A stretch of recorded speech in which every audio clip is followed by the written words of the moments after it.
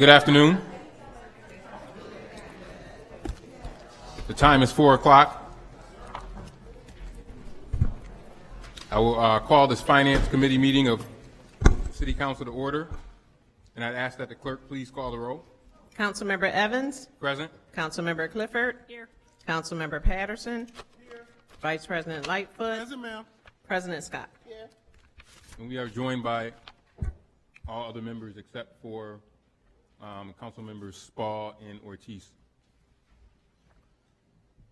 We have 5 pieces of legislation that we will vote on, and then after that we will adjourn the Finance Committee meeting and reconvene at 5:30 for a hearing with the Rochester City School District on their budget. First introductory is introductory number 329, authorizing the cancellation or refund of erroneous taxes and charges. Any questions, comments, or concerns on number 329? Hearing none. Move it. It's been properly moved and seconded. All in favor? Aye. The ayes have it. Thank you. Have you captured that, Ms. Gazetta? Introductory number 330 is amending the Consolidated Community Development 2017-18 Annual Action Plan and authorizing an agreement for fair housing and community development studies and plans. There is a public meeting to be held at 5 p.m. after the October 10th, 2019 committee meetings. I'll entertain any questions, comments, or concerns on introductory number 330. Move it. Second. It's been properly moved and seconded. All those in favor? Aye. Aye. The ayes have it. Thank you. Introductory number 331 is authorizing a mandatory agreement with Kronos Incorporated. Any questions, comments, or concerns around number 331? Move it. Second. It's been moved and seconded. And we do have, before I actually get that move and second, I neglected to look at my, this bright blue piece of paper on my desk that if I can get those same folks who moved and seconded to actually modify that to make it a motion to amend legislation to add ordinance number 218 to 315. Move it. Second. So it's been moved and seconded. All those in favor of the motion to amend, please say aye. Aye. Aye. The ayes have it. Now back to the original introductory number 331, authorizing an mandatory agreement with Kronos Incorporated. Any other questions, comments, or concerns? Move it. Second. Been moved and properly seconded. All those in favor? Aye. Aye. Ayes have it. Let's vote as amended. As amended.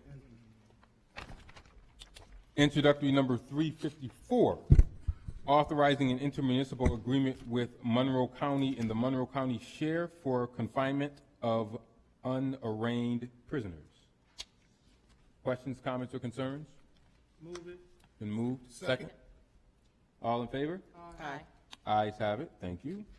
And the last introductory, number 355, appropriation from the Insurance Reserve Fund. Questions, comments, or concerns? Move. Second?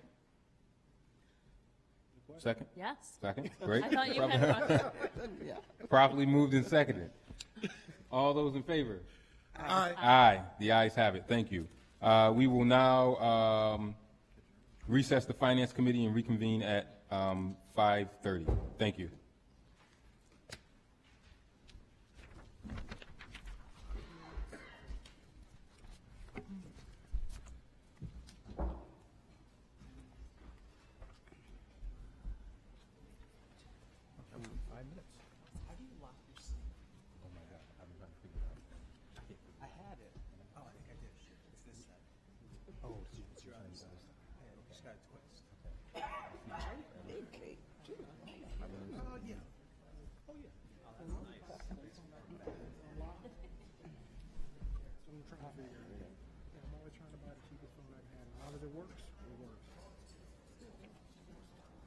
I was doing some more online. It seems to be the same. Oh, that 10? Okay, here you go. Because I don't do bills. I'm like, here's your money. The thing that I maybe get another phone. When you do that stuff,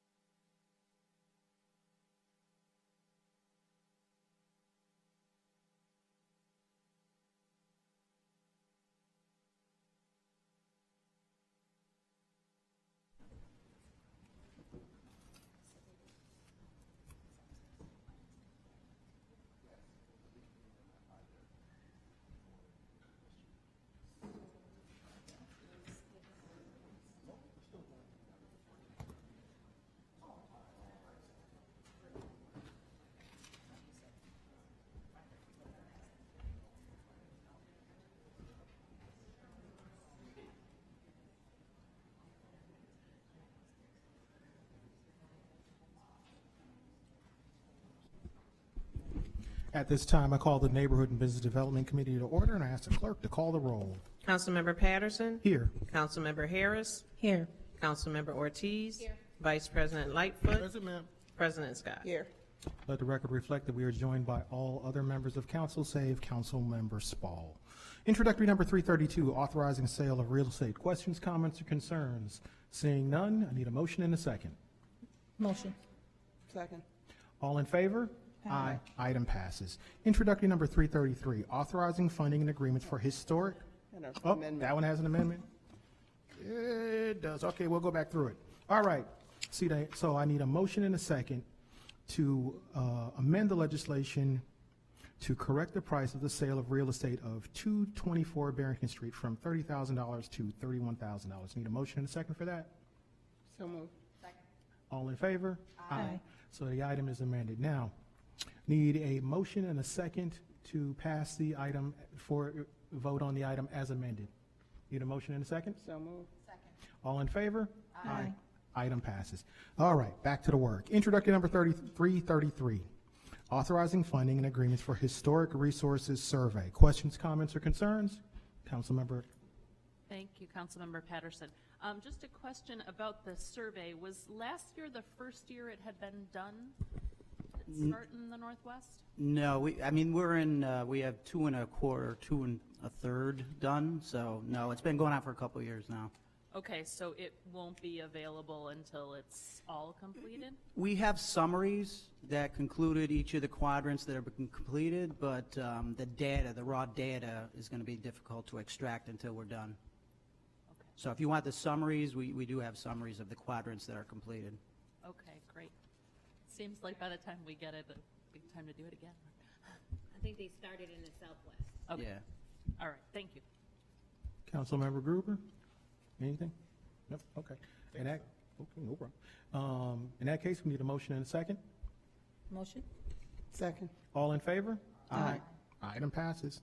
So, introductory number 334 is going to be held in committee, not because we have questions or concerns at this time, but because it is a meaty piece of legislation worthy of a bit more thought than we've been able to give it this month. So we will be holding that item. But with that being said, does anyone have any questions or comments on this item at this time? Yes, Councilmember Cliff.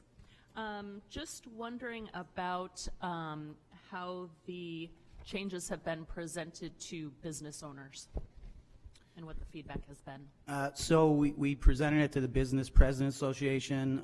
It was positively received. You know, on the business end of things, as you could imagine, when you're removing a regulatory process, it's seen as a positive. So we don't envision any people on the business side being opposed to it. Basically what this is about is we already have multiple ways to regulate business activity. We have business permit process, we have the licensing process, and we have our nuisance legislation. So the special permit process, which is only applicable to our most intense use districts, C2 and C3, this is seen by the business, our experiences, this is seen by the business community as an additional regulatory process. So I think they're going to find it favorably. Great. My concern is mostly about Charlotte, just because that's where a number of those permits are held, and because there isn't really a functioning business organization there right now. I'm just wondering if somebody could reach out to, you know, whether it's Mary Ann or Craig or somebody, and just see if they can have a conversation, just so that they can get the word out that way. Absolutely. Unless, I don't think they were at the Business Association meeting, or people Yeah, from we'll the do that. business were there. Thank you. All right, and so in all the questions we have on that one, its companion piece is introductory number 335, which is also being held. Any other questions or concerns on that one? Nope, all right, and on we go. Introductory number 336, amending the zoning map by changing the zoning classification of 834, 840 East Main Street. Public hearing to be held at 5 p.m. after the October 10th committee meeting. Questions, comments, or concerns on this item? Councilmember Ortiz? And I apologize if this was already asked, but just a general question. On the legislation, it said the Market View Heights Urban Renewal / C2, so on and so forth, change to C2. What is it about the Market View Heights Urban Renewal District that prevents what seemed to already always be? That was, you know, as far as an auto shop, if you will. I'm just curious because we're changing it to something it already is in terms of the district? The urban renewal district prohibits that particular use. So it might have auto repair, but it prohibits that auto detail. So the detailing part is Yeah. the part that the renewal district doesn't allow. Right. Interesting. Okay. And when we did that, even though that's what it's always been, Well, it's been a repair shop. It's been a repair shop, not a collision shop. It's a different type of Right. auto repair shop that we're looking to put there. So that's what's the difference. So it was a Midas muffler repair shop. Now we're looking to do a collision repair shop, which is different than what it was before. okay. Okay, just curious. Thank you. Councilmember Gruber? Thank you. And I really appreciate the answer about how this fits in with the placemaking plan and the comprehensive plan. And it says in the question, in the answer that the administration responded, the comp plan itself says that in a place like a flexible mixed-use character area, such as East Main Street, auto-oriented uses should be subject to additional requirements in order to mitigate impacts on the public realm. Any comment on what kind of additional requirements and how we're going to mitigate the impacts? So it will be subject to additional regulation. It'll have to go through a variance process. The variance process will mitigate any kind of site plan or any kind of other issue that tends to be associated with that kind of use for the neighborhood. So that's all done at through zoning? Through the variance process, yes. Gotcha. Thanks. Any other questions, comments, or concerns on this item? Okay, in that case, I need a motion and a second. So moved. We got a second? Second. All in favor? Aye. All opposed? Okay, item passes. Introductory number 337, amending the zoning map by changing the zoning classification of properties on Dr. Samuel McCree Way and Woodson Street to C1 Neighborhood Center Commercial District. Public hearing to be held at 5 p.m. after the October 10th committee meeting. Questions, comments, or concerns? Councilmember Gruber. Yes, thank you. And I don't know, maybe this question is directed to Reverend Douglas and Peggy. I appreciate all the information I've gotten about this project so far. I'm curious, it's news to me that the greenhouse structure located at 270 McCree Way will be relocated around the corner to 59 Wooden Street. I'm just wondering if someone can comment on that, or if that's not necessarily written in stone quite yet. I just saw that answer here. Come up to the microphone right there. Yeah, just press the button. Oh, there's a button underneath there. There you go. There you go. I saw. Okay. Peggy Hill. Originally, the plans were to relocate the Swan Garden to the rooftop of the Zion Hill Senior Housing Project, but the problem was the construction costs were really expensive, and also the funding stream for doing that is pretty complex. It has to come from a separate source, and in addition, the operations brings different challenges too, whereby it would require a separate elevator, separate entrance, which would really limit the access to the residents that living there. You'd have to basically have a separate lease. And right now I know Swan's having the neighborhood group is having some just reorganizational issues. It was just a tough time to get all those things in a row. We thought a better opportunity would be the church has Wooden Street, 59 Wooden Street, a duplex, which we toured it with the GC. It's not able to be renovated. So we thought a good purpose for that land would be to invite Swan to come to that plot of land, and somehow together we'll figure out how to cover the demolition costs, the site work to recreate it there, and then they would have that time then to get reorganized. I think they're working on funding for their operations because they do some other programming, but they would still be allowed to come to the rooftop. We're still going to have that rooftop garden for residents. We'll still work, and I know Mitch, we've talked with you about Food Link trying to help us with that, but we'll still coordinate some programming to bring those important programs together, intergenerational things with the seniors and Swan and school children, because there's a lot of opportunity in that area.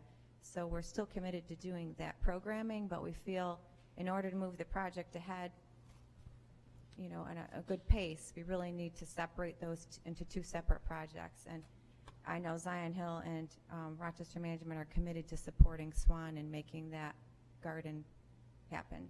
Great. It's a great asset. I was just wondering if, I know, you know, leaving any current issues or reorganization that Swan is having aside, has there been communications with with folks who have been working in that, because people have been working in that greenhouse for years and years and years. Often, I think a lot of them neighbors. Have there been communications about this with those folks?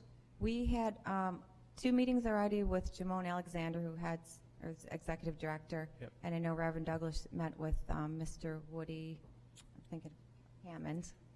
And we also will be attending the full board meeting for Swan in November to just make sure that everybody's in the loop on that and is on board with the idea. Okay. Thank you. Councilmember Harris. I'm really excited about this project because it brings affordable housing, and I'd just like to know, you may have answered this before, but what are the amenities that you will be bringing to the table for this project, for the neighbors that will be leasing?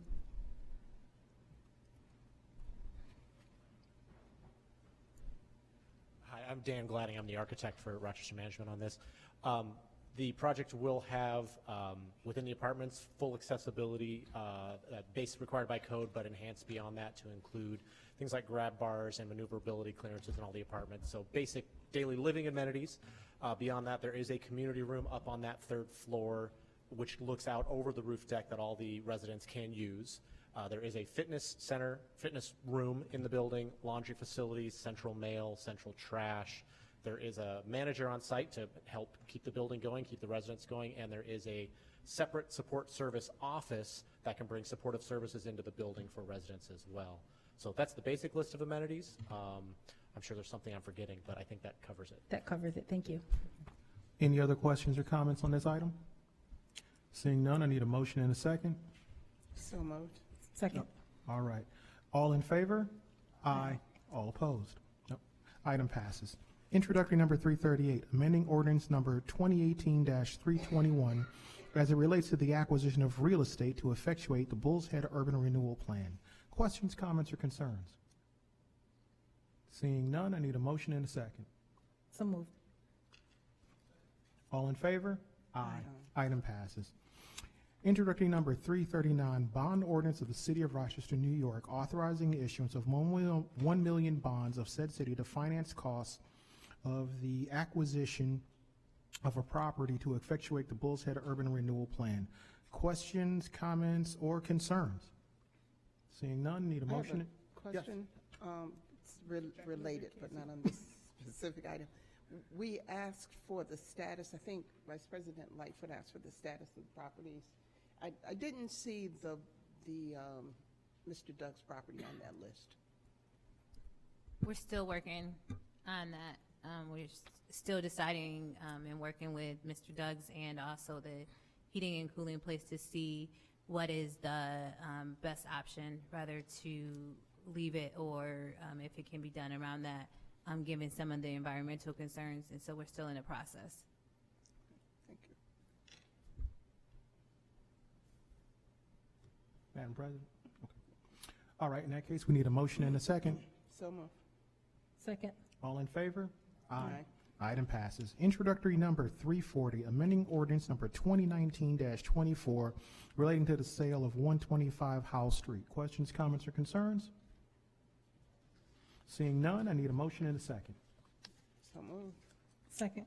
All in favor? Aye. Aye. Item passes.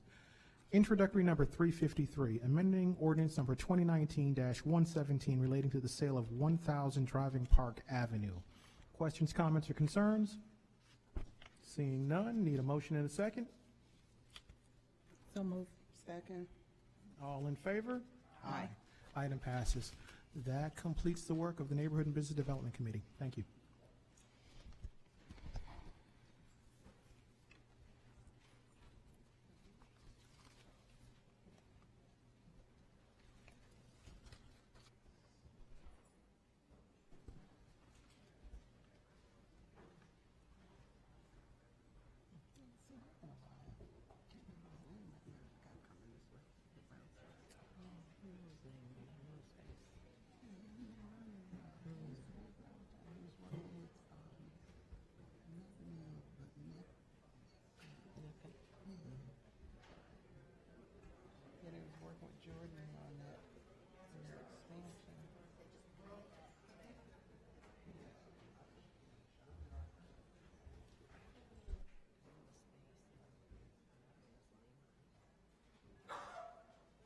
question.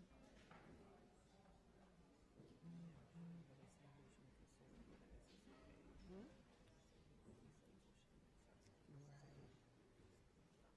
I asked her to go back, but then you just set them up.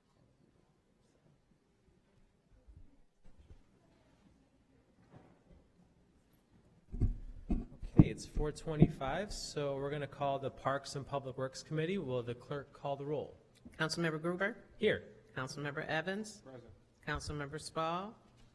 Vice President Lightfoot? President Scott? Here. And let it be known that we're joined by all the other members of council. We're going to start with introductory number 341, authorizing an engineering design services agreement for the 2019 preventative maintenance Northwest Group 5 project. Any questions, comments, or concerns? Councilmember Clifford. Thank you, Councilmember Gruber. Okay. This just makes me laugh because I feel like you're pranking me. Is it the railroad crossing over Lake Avenue, over the railroad tracks there? Okay, all right. So tell me where this is. It's a secret, but I'm gonna reveal it to you, Councilperson Clifford. It's actually on Dewey Avenue behind Holy Sepulchre Cemetery, just north of McCall Road. Okay, so it's there by, yes. Fillingham Street, those Furnace Dinsmore Crossing Streets, all, in there. Okay. yes. Thank So- you so that's where very that much. is. I appreciate that. Do you feel less pranked? No, I don't. I think this is a good prank, actually. Are there any other questions, comments, concerns on this one? If not, I'll take a motion. Someone. Is there a second? All in favor? Aye. Any opposed? Motion passes. Introductory number 342, authorizing agreements and funding for the Waring Road Improvement Project. Questions, comments? Councilmember Patterson. I just want to take this time to commend the administration and Commissioner Jones. When I first came on council, I was like, I got a bunch of roads in the Northeast that are rotten and rutted. You have worked diligently over the years to repair them. You told me almost 6 years ago, we're going to do Waring Road. It's going to take some time. It's going to be in the CIP. Trust me, we're going to get it done. And here we are. You're getting it done. I've always had faith in you, and this has just increased my faith in you. Thank you. You're welcome. Anything else? If not, I'll take a motion. Move it. Second. Moved in second. All in favor? Aye. Any opposed? Motion passes. Introductory number 343, authorizing an agreement for an on-site energy manager program. Any questions, comments, or concerns? If not, I'll take a motion. Move it. Moved? Second. Second. All in favor? Aye. Any opposed? Motion passes. Introductory number 344. Well, actually, we're going to first move to make an amendment to this introductory. So the amendment is to amend the legislation to clarify that in exchange for the city maintaining the playwalk, Common Ground Health has agreed to transfer ownership of any equipment, material, or structure that Common Ground Health installed in the playwalk area, using grant funding that is located on either city-owned property or in the right-of-way to the city for maintenance purposes. So can I get a motion to entertain that amendment? Motion to amend. Second. All in favor? Aye. Any opposed? Great. Now let's vote on the actual introductory, number 344. I'm not going to read it again. As amended. As amended. All in favor? Aye. Aye. Needed a motion. I need a motion. Move it. I need a motion, actually. So now I need a second. Second. We have it. Excellent. So now let's vote. All in favor? Aye. Any opposed? Motion passes. And that concludes the work of the Parks and Public Works Committee.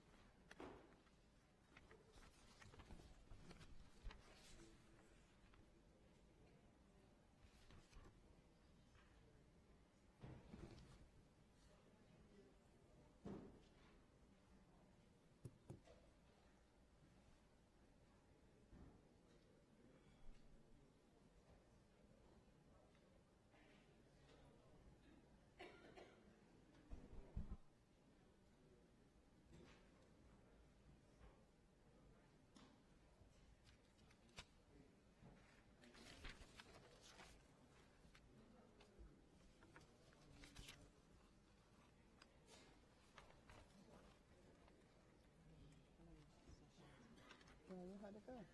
Oh.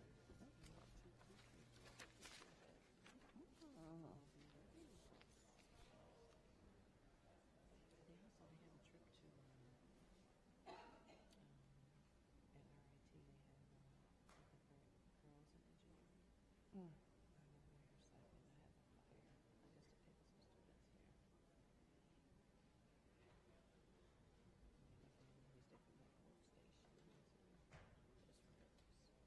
Cool.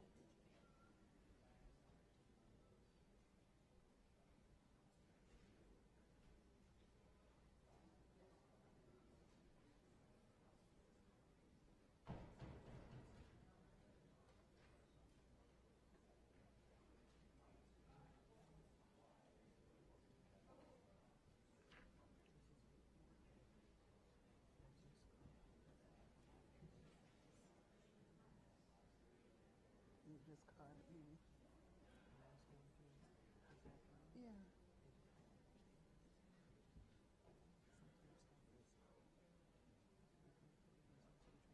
Right.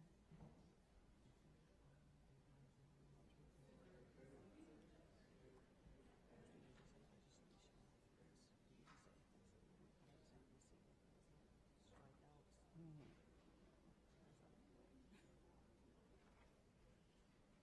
So that could have been messy. Yes.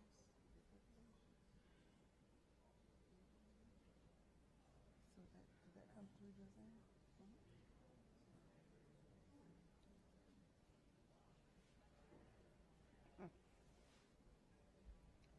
Yeah, we have to make sure that they're aware of that since she's so quick of telling stuff.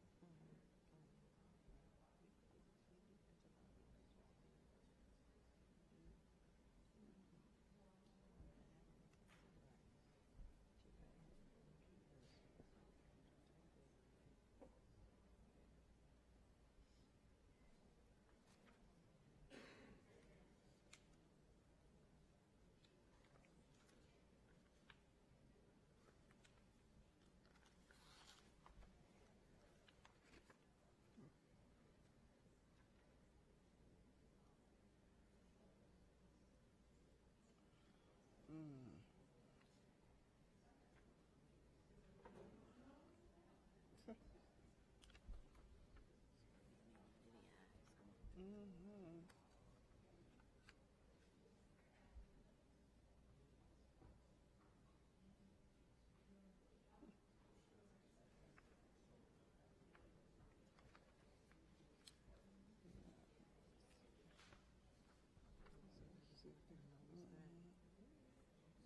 You can't go over there without doing an amendment.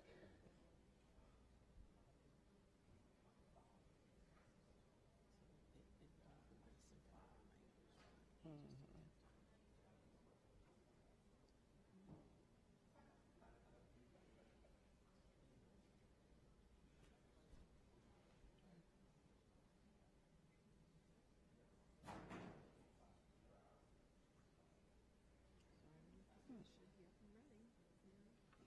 Which? Oh.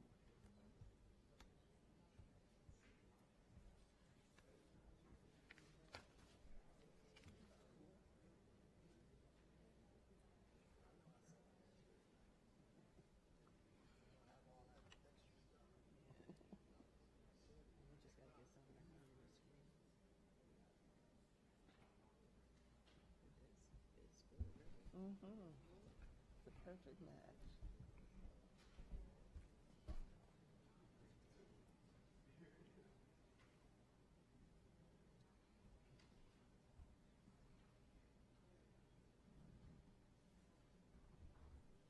So this doesn't have as much parts to it as the old equipment.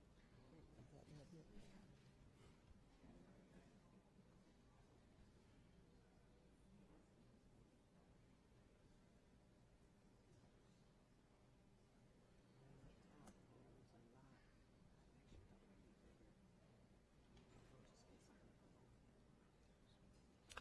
At this time, I want to call the Public Safety, Youth, and Recreation Committee to order. Madam Clerk, would you please call the roll?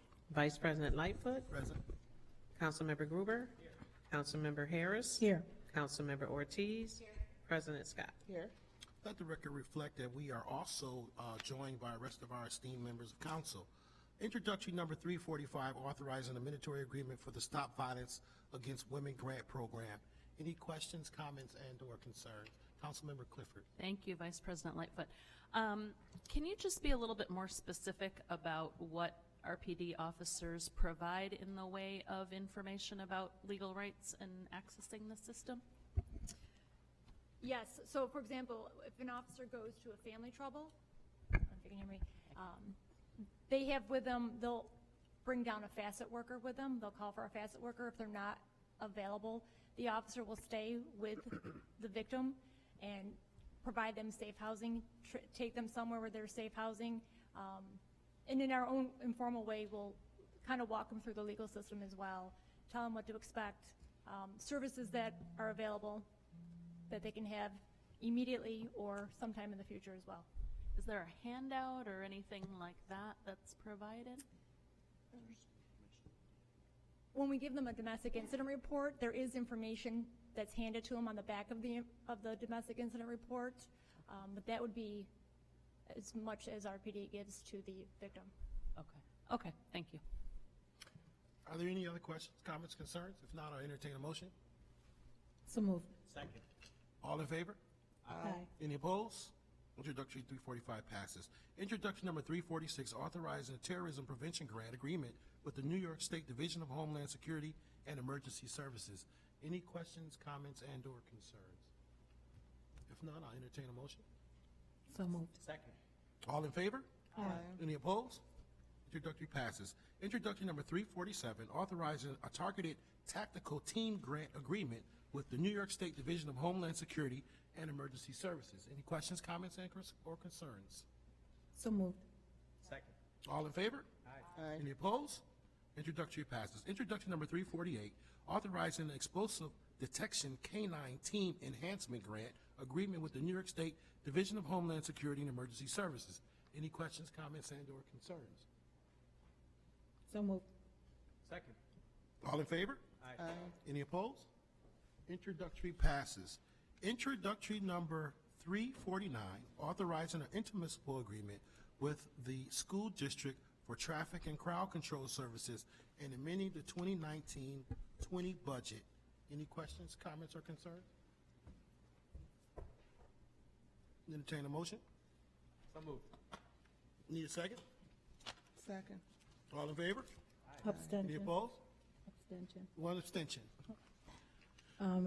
Vice President Lightfoot, just abstaining because I work for the district. All right, thank you very much. Introduction passes. Introduction number 350, authorizing a grant agreement for the 2019 State Homeland Security Program. Any questions, comments, and/or concerns? So moved. Second. All in favor? Aye. Any opposed? Introductory passes. If there's no further business to come before the Public Safety, Youth, and Recreation Committee, we are adjourned. I lost track of time. I can't believe it. I never did this intro.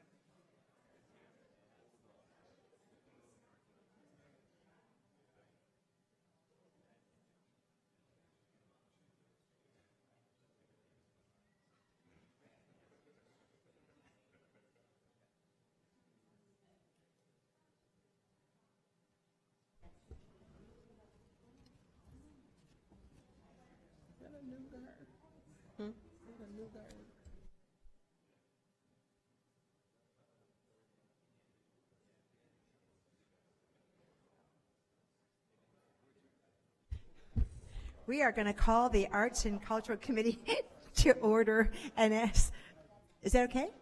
We ready? You guys all look beautiful. Okay, so, and we are going to call the roll, please. Ask the clerk. Councilmember Spall? Here. Councilmember Clifford? Here. Councilmember Patterson? Vice President Lightfoot? President Scott? Here.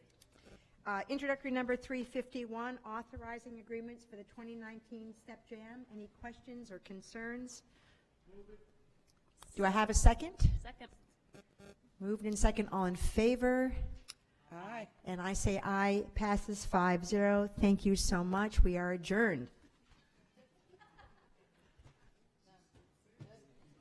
Good. That concludes See, the I could committee. give a little speech. Want me to say Councilmember something? Small. So Councilmember here's what Small. I've been wanting to Councilmember tell you. Small. Mayor, do you want to hear from me? No. Council President trying to shut me down. I love you all. Bye. That concludes the committee meetings. The public hearing will begin at 5 p.m.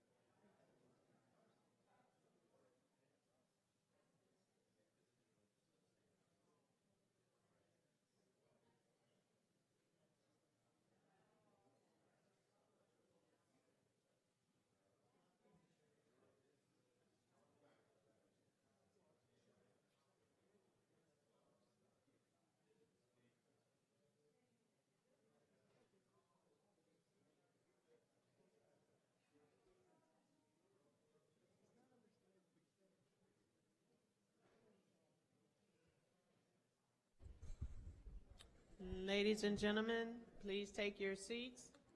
Please take your seats. Good evening. The meeting will come to order. Excuse me, and the clerk will call the roll. Councilmember Clifford? Here. Councilmember Evans? Councilmember Gruber? Here. Councilmember Harris? Here. Councilmember Ortiz? Councilmember Patterson? Councilmember Spall? Here. Vice President Lightfoot? President Scott? Here.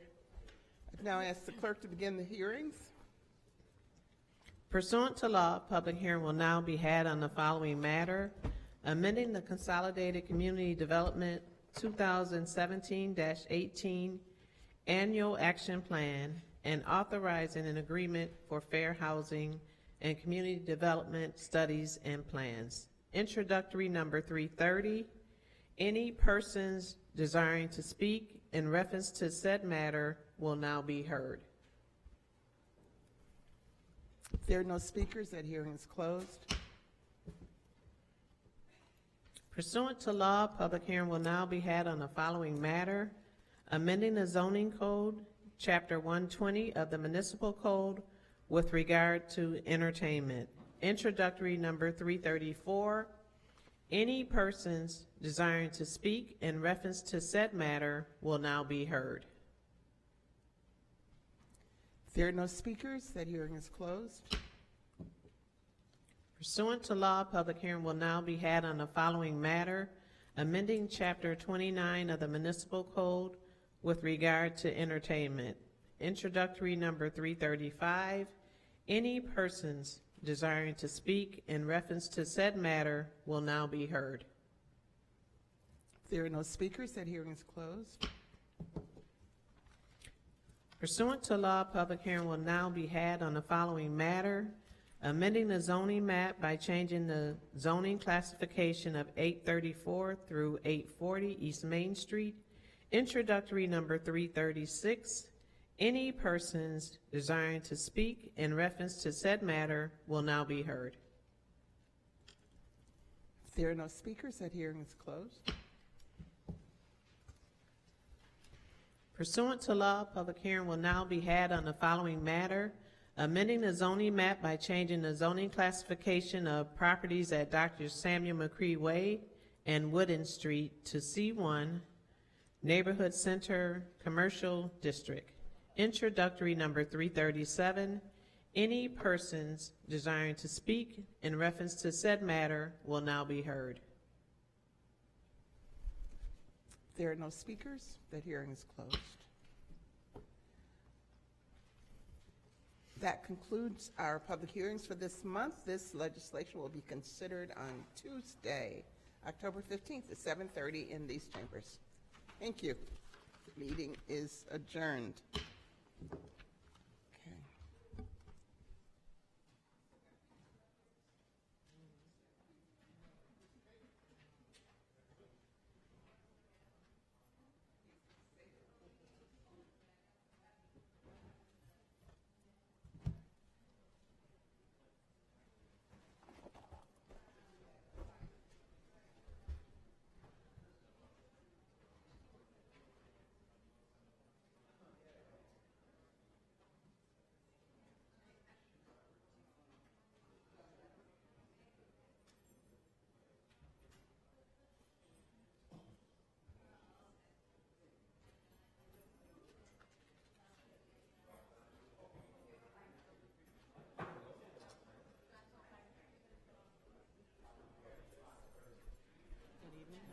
I'm good, thank you.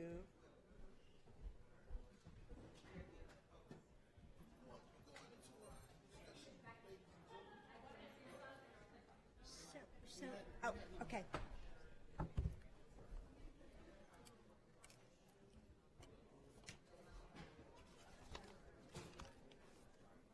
So we're going to leave our stuff here.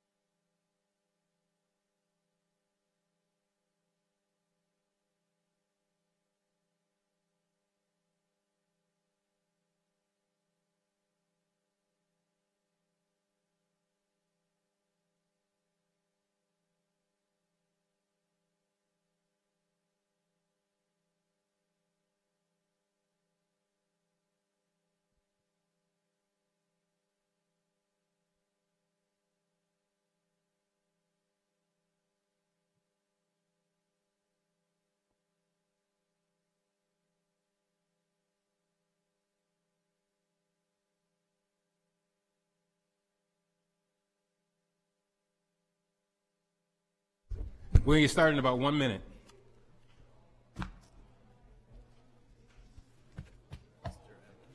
Jackie wanted to have these questions asked, if possible.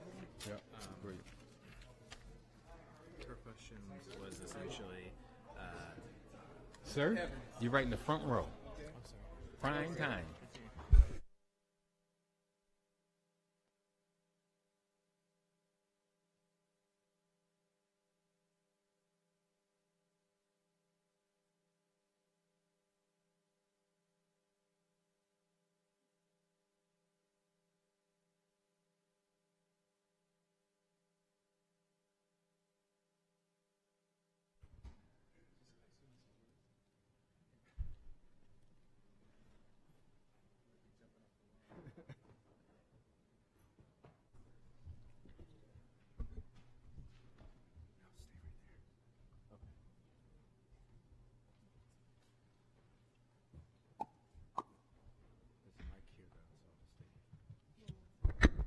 Finance Committee meeting is reconvened.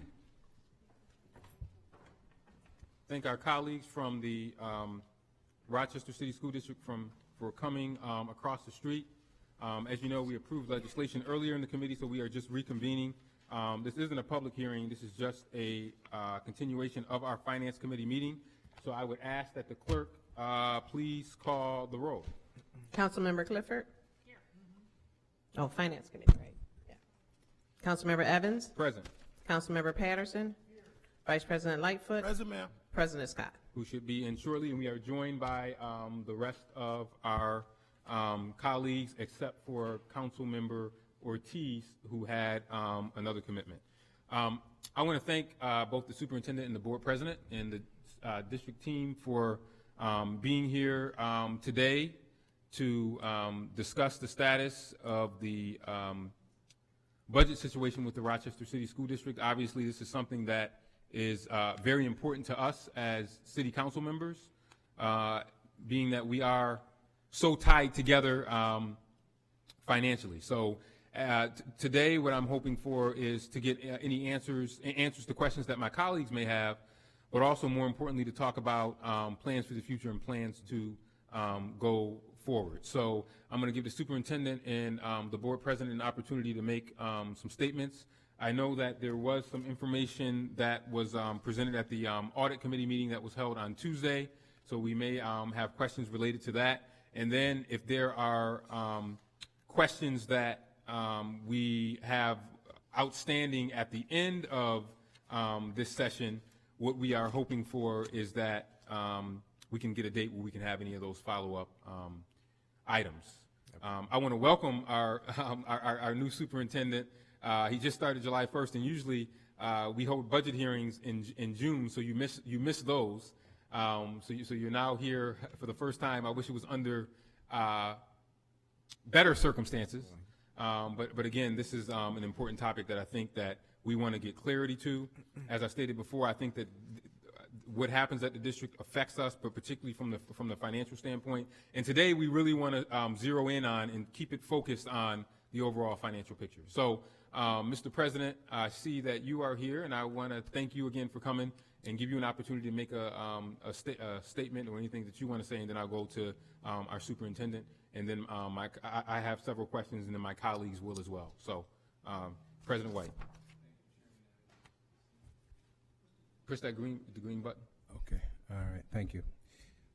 I should first tell you that the superintendent and I have had a chance to confer on our presentation today, and he, unlike me, is a person who is very succinct in his wording. I am not. So he has yielded some of his time to me, and in fact, he's here for the more important purpose of discussing the facts, and we will get to that. But I ask your indulgence as I try to put some of the facts that you received and the answers, written answers, into an appropriate context.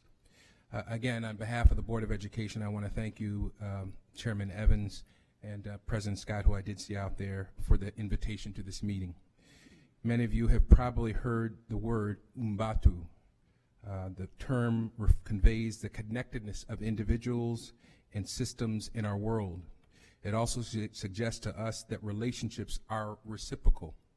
In other words, umbatu tells us I am because we are. We are all one. What is done to one is done to the other. Indeed, it is because we understood that we are connected that within 48 hours of our external auditor notifying our chief financial officer and auditor general that there was a shortfall, we notified via letter the president of city council, Mayor Warren, Chancellor Rosa, and interim Commissioner Berlin. On September the 19th, 2019, we understood that what was done or not done by the staff and leaders at 131 West Broad Street has a direct impact on what leaders are capable of doing here at 30 Church Street. We understand the potential changes to the city's bond rating is of serious consequence, and therefore we shall exercise the diligence that is necessary to alleviate those concerns. Moreover, it is Umbatu, that sense that we are bound at the fiduciary financial hip, which requires that we appear here today and answer your questions and address your concerns to the best of our ability. In that regard, we have provided written answers to every question you have put before us. You have my word and the commitment of the Board of Education that we will continue to be as transparent as we were from the moment we learned of this concern. On October the 8th, 2019, Superintendent Day laid out some of the initial steps to address the budget shortfall. You have been provided a copy of that presentation. Additionally, on November the 12th, 2019, Superintendent Dade will provide the Board of Education and this community with additional detail and recommendations regarding how we can address this shortfall. All of this will be done to assure you and the community that the Rochester City School District will act as a responsible financial partner and a competent educational leader in this community. Talk is cheap, and under the circumstances, verbal promises may fall upon unsympathetic ears. Accordingly, Umbatu requires that the Rochester City School District take immediate steps to address the concerns that bring us here today. Accordingly, this week we welcome the staff from the Regional Office of the State Comptroller's Office. We were told that they will begin their investigation shortly. When they begin, please know that we will cooperate fully with the Comptroller's team. In this regard, the Board of Education's Office of Auditor General has been instructed to respond to each and every request made by the Comptroller staff. While state law does limit who the Board of Education can discipline, some of you are familiar with the SEG law, we pledge as a board that where appropriate, individuals, no matter who they are, will be held accountable. Additionally, the Board of Education has already implemented procedural changes to our decades-old practice of approving resolutions. I know Chairman Evans, you're familiar with those practices. We now require that the superintendent or his designee certify with each and every resolution that they have the funds in their budget line to pay for the services, staff, or products that they are requesting. Further, because Umbatu requires that the Board of Education as a body lead by example, I will recommend to my colleagues that we immediately institute a hiring freeze on all vacant Board of Education positions, institute a 13% cut on our existing Board of Education budget, and that those funds be immediately returned to help reduce the current deficit. At this point, these are my recommendations, but I remain confident that my colleagues will see the wisdom of these proposals. Finally, we call upon you to join us, as you have in the past, in reinvigorating the role of the 3-on-3 or something equivalent to that, with an eye on enhancing its role in bringing regular clarity to the City Council with respect to the Rochester City School District's financial affairs. But let me be clear, it will take more than action by the Board of Education or the superintendent at 131 West Broad Street to ensure that we overcome these challenges. Remember, Umbatu suggests that we are all part of a broader system, and in our circumstance, it is a system that is struggling, it is distressed, and has significant challenges, many of which have their origins outside the walls of our schools. For example, while we have proven time and time again that our families and our children can overcome the challenges of poverty, it is important to note that between 2013 and 2017, that our overall poverty rate and our extreme poverty rate in this city is increased dramatically. While we know that our students are capable of excellence, we must concede that this kind of intense poverty creates significant challenges and has consequences for our children and our families. For example, homelessness in the Rochester City School District is up 46% since 2011. Approximately 9% of our students are homeless at one point in time during the school year. Even for Rochester children that have homes, you all know they are still not danger-free. Many are sent to homes from our schools with elevated lead levels exposures. Indeed, a recent survey revealed that the proportion of children in the Rochester City School District are found to have elevated levels in lead in their blood, roughly double that of their counterparts found in Flint, Michigan. This, of course, has had a wave, not a ripple effect, on our enrollment. While it is true that overall enrollment is down in our district, in fact, this year, with 6,553 students diagnosed with special needs, special education enrollment in our district is at a 10-year high. As I am sure you are aware, the cost to educate these children are significantly higher than the costs associated with educating students in our general population, Umbatu. In 2017 academic year, it cost the Rochester City School District $11,480 to educate a student in the general education. By comparison, the Rochester City School District spends $28,478 to educate a child with special needs. By the way, these costs are in line with the budgets that are allocated for these students in the Big Five. The point here is that addressing poverty has a price. And in this instance, we rightly and appropriately paid that price, revamping our special education system and providing those students what they legally and morally were entitled to. These types of challenges, many of which have financial implications, cannot be met alone by the Rochester City School District and must be addressed through the collective impact and approach of Umbatu.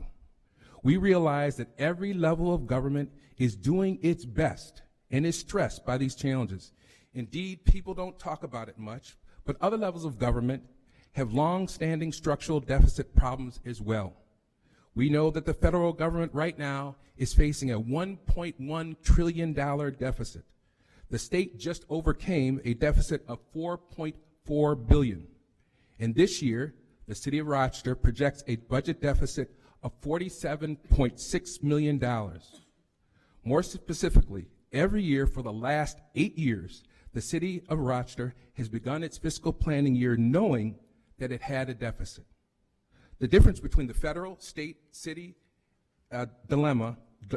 deficit dilemma and the Rochester City School District's deficit dilemma is that you all can tax, demand fees, and reassess your way out of your deficit dilemma. We, as a fiscally dependent district, cannot. Despite the blatant inequity and double standard of those who judge us, who would also find themselves in the exact same situation as the Rochester City School District, were it not for their ability to have a taxing authority, the Board of Education and Superintendent of Schools understands our current situation. We also know that we must live within our means, and that no one, let me repeat that, no one, notwithstanding the gravity of our needs and the challenges that are before us, has the right to spend money that the Board of Education and City Council has not authorized them to spend. This cannot and will not happen again. Full stop. Since we have no way of generating additional revenue, we will await our superintendent's specific recommendations on November the 12th.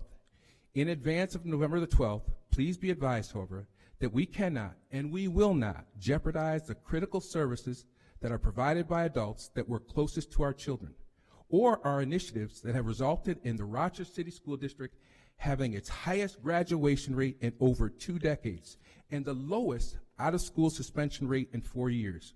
We will guard and protect those gains as vigorously as we seek additional methods to guard and protect, as you would have us, the taxpayers' dollars.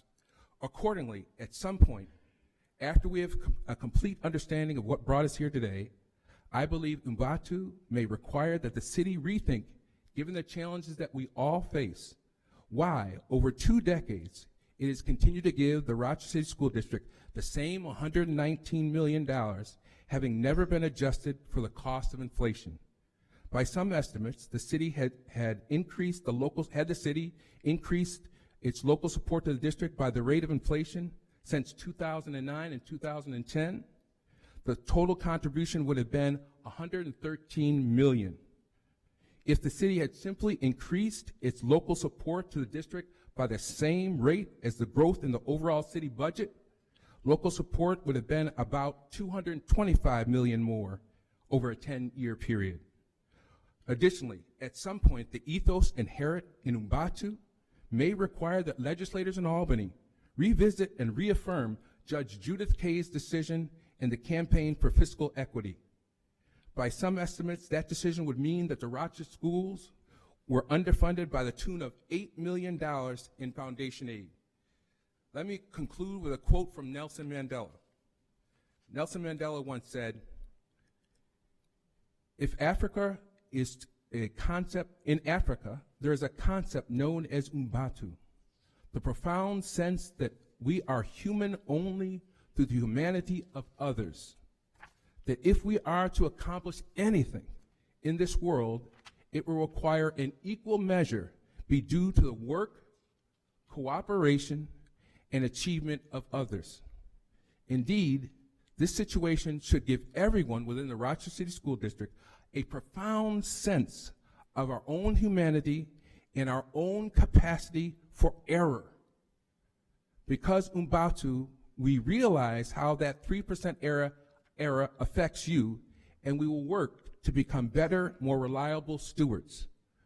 But if we are to accomplish anything in this small corner of our world, our other partners, including the city, county, and state and federal government, must have the same sense of humanity and humility that can bring about reciprocal support and significant change. Thank you for your courtesy and consideration. Umbatu. God bless you. Thank you. Mr. Superintendent, welcome again, and floor is yours. So first and foremost, I just want to thank City Council for inviting us to this meeting.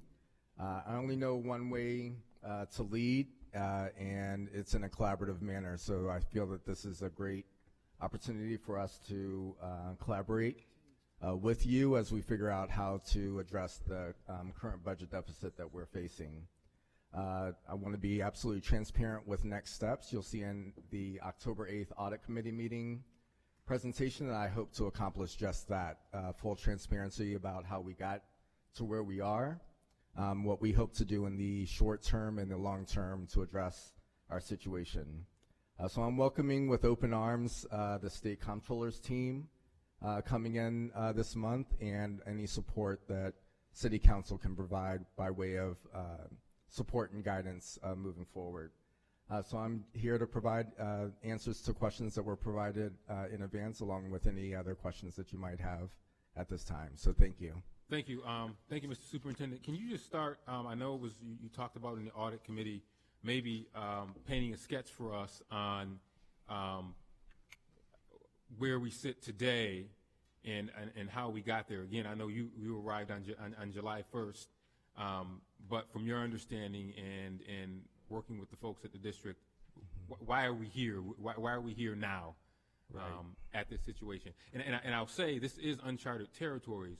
While we all have structural budget deficits, the city does, that we deal with, it's rare that an institution overspends and runs out of and kind of overspends their budget and then finds out later. So this is how this situation is so unique. So can you touch on that for us, please? Absolutely. So it's been known for a while that in previous presentations, it's been clear that revenue has not kept pace with expenditures in Rochester City School District. Additionally, another key reason that we've gotten to where we are today is a practice of under-budgeting. Just as I've been able to do a little bit of research, as you can see in the presentation on slide 2, several key areas, it was just clear that there was under-budgeting in some areas. The other key piece is utilization of the fund balance, which is our savings. So over the course of the past few years, how much we've been going into that fund balance to address budget deficits, closing budget gaps in previous years. The other key piece is thinking about the controls that are in place in our finance controls that President White referenced, making sure that we have those controls in place that keep us from overspending in key lines. So looking at what President White said with regards to resolutions and making sure that those resolution funds are validated before being approved moving forward is going to be a key area.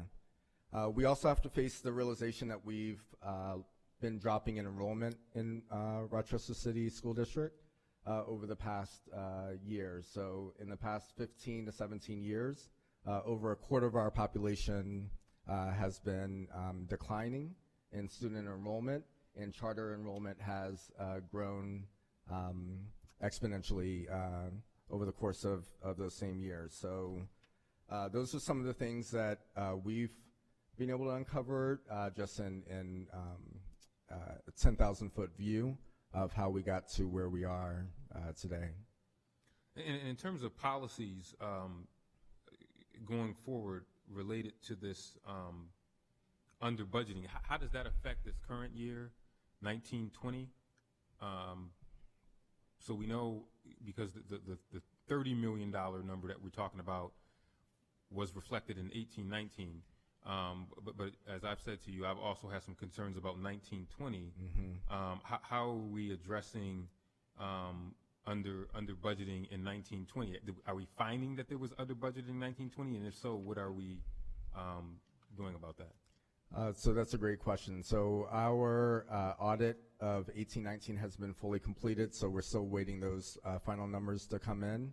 But Mr. Evans, I asked the same question. If we've under budgeted in previous years, I'm not as confident in all of the budget numbers for projections for this year. So we've just begun the process of comparing trend data over the past few years to see what the trend states that our expenditures were, and comparing that to this year's budget lines. That said, there's also some discipline that can occur that I've really characterized as cost avoidance. So if you're not disciplined with your budget and you're not watching quarter by quarter where your expenditures are occurring, then it's just going to be continued overspending in certain key areas. That said, if you're watching your expenditures on a quarter by quarter basis, you can put some stopgaps into place to say, if we find that our budget numbers aren't coming in where they need to be, what changes do we need to make in our existing budget to avoid overrunning costs in certain areas? So I'll use substitute teachers as an example. If we believe that there's overspending in a line item like substitute teachers, there's things that I can do as a superintendent and my team can do to look differently at how we're allocating substitute teachers to make sure that we remain within our budget in that line item. So that's just an example of we have some more homework to do, Mr. Evans, but there's also, I have confidence that with discipline, you can prevent, really make sure that we have some cost avoidance measures in place for year end. Thank you. And I'll have several more questions, but I want to give my colleagues an opportunity to ask any council member Clifford. I'll hold off for. Okay.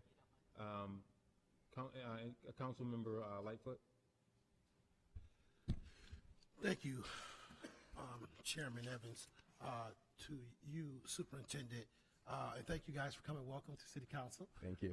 First and foremost, I'd just like to ask, it seems the reporting and things that I have been reported is that, and that have been confirmed, is that this happened 2018, 2019. That's correct?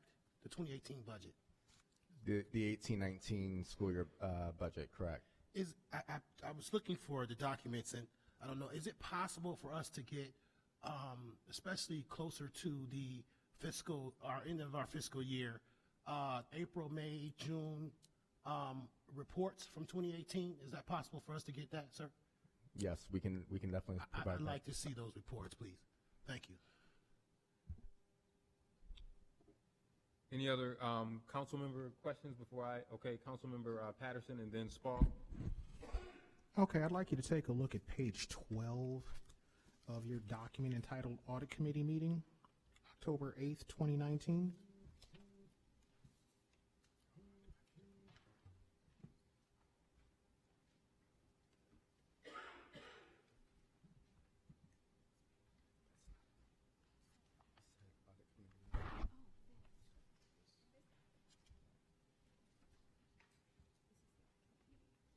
Okay, are we all there?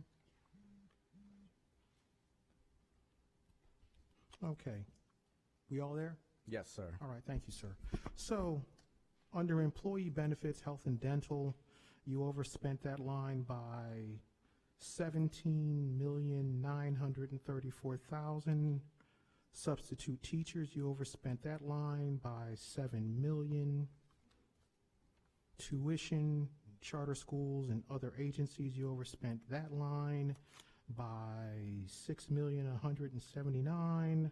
Retirement benefits, you overspent that line by $4,376,000.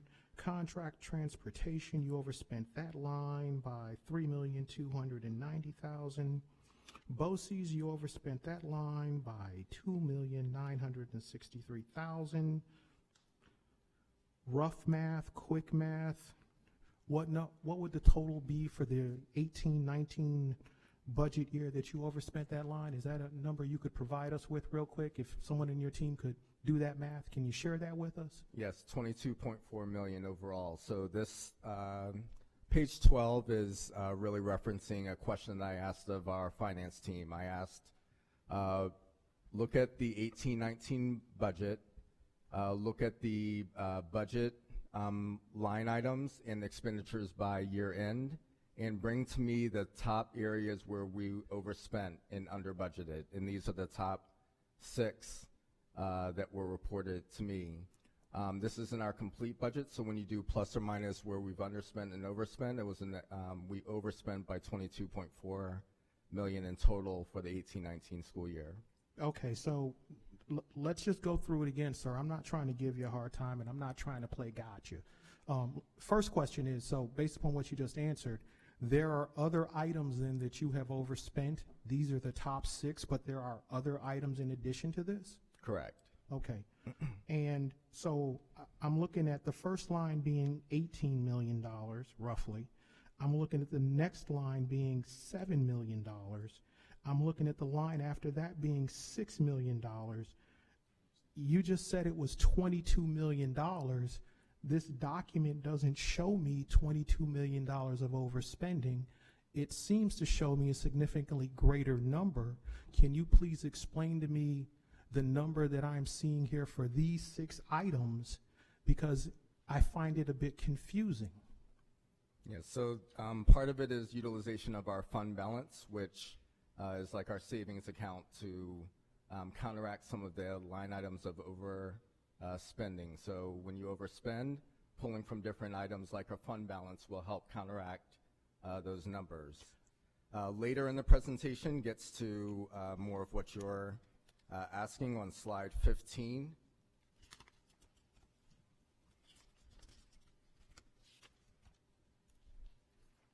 Is really looking at what we're hoping to close the gap with the 30.1 million. 29.3 in assigned fund balance would be our target. An existing fund balance of 7.2 million, which gets us to the 22.1 million.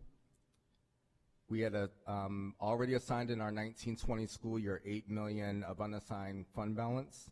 So that's how we get to the 30.1 million. Okay, well, so but just to be clear, this number of these top 6 items that you have is close to $42 million, and there may well be other items. So I guess my question is, can you provide us with the full detailed line item of all of the areas where you overspent, and also let us know what that total number is? Yes, certainly. Okay. I think to Mr. Lightfoot's question, the financial reports will show that for the April, May, and June that was requested. Okay, so right now, real quick, we're looking at 42 million right here. Does that number, it's 42 million, does it approach 50? Does it approach 45 million? Do you have a rough idea of how much for the 2018-19 budget year you actually overspent? So we, it's the 22.4 million that I've. Well, not without the reserves. I want to know the total number that you overspent, because I understand your point. Mm-hmm. Your point is, okay, we look over here, here's our fund balance, we pull that in there, and that takes up some of that loss. Mm-hmm. But I'd like to know what the actual overspent amount is before you apply the fund balance to it. So is that something that you can provide us with? Yes, I'll provide documentation for the 22.4 million. Well, no, sir. That's not what I asked you for. I specifically and particularly want to know what you overspent for the 1890 budget year before you apply your fund balance. That is the particular specific number detailing all of the budget lines where you overspent. Certainly, we'll get that to you. Okay, thank you, sir. I want there to be clarity about the numbers that you said added up to about 40 or 50 million. Just so that. No, I didn't say. No, sir. It's right here on page 12. It's your document. Mr. Patterson, Feel free to check. Can I just respond? Sure. Thank you. I know you're clear about this, but I want to make sure everybody else is clear about this. That isn't the amount of overspending. Each of those numbers, for example, I think the 17 million represents what we paid in insurance, right? Yes. That's so I don't want people to think that all those numbers amounted to overspending. Those are total numbers for each of those items. Now, within those, and I think that's what the superintendent's trying to explain to you, once you take into account what we actually budgeted for, that's how you end up with the 22 million. But Mr. Patterson, I know you know this, but I want everybody else to know that the overspending isn't whatever number that was calculated. I think you said 40, 50 million. Those numbers that you rattled off are expenditures for each of those items. They're not the amount of overspending. The total amount of overspending is $22 million. I certainly don't mean to be difficult, sir, but but let me read the header of the document. 2018-19 top areas of budget overspending. That's what the document says. Now, if the document header is incorrect, that may well be the case, but this is your document that you've presented to us that you covered in a previous meeting among yourselves.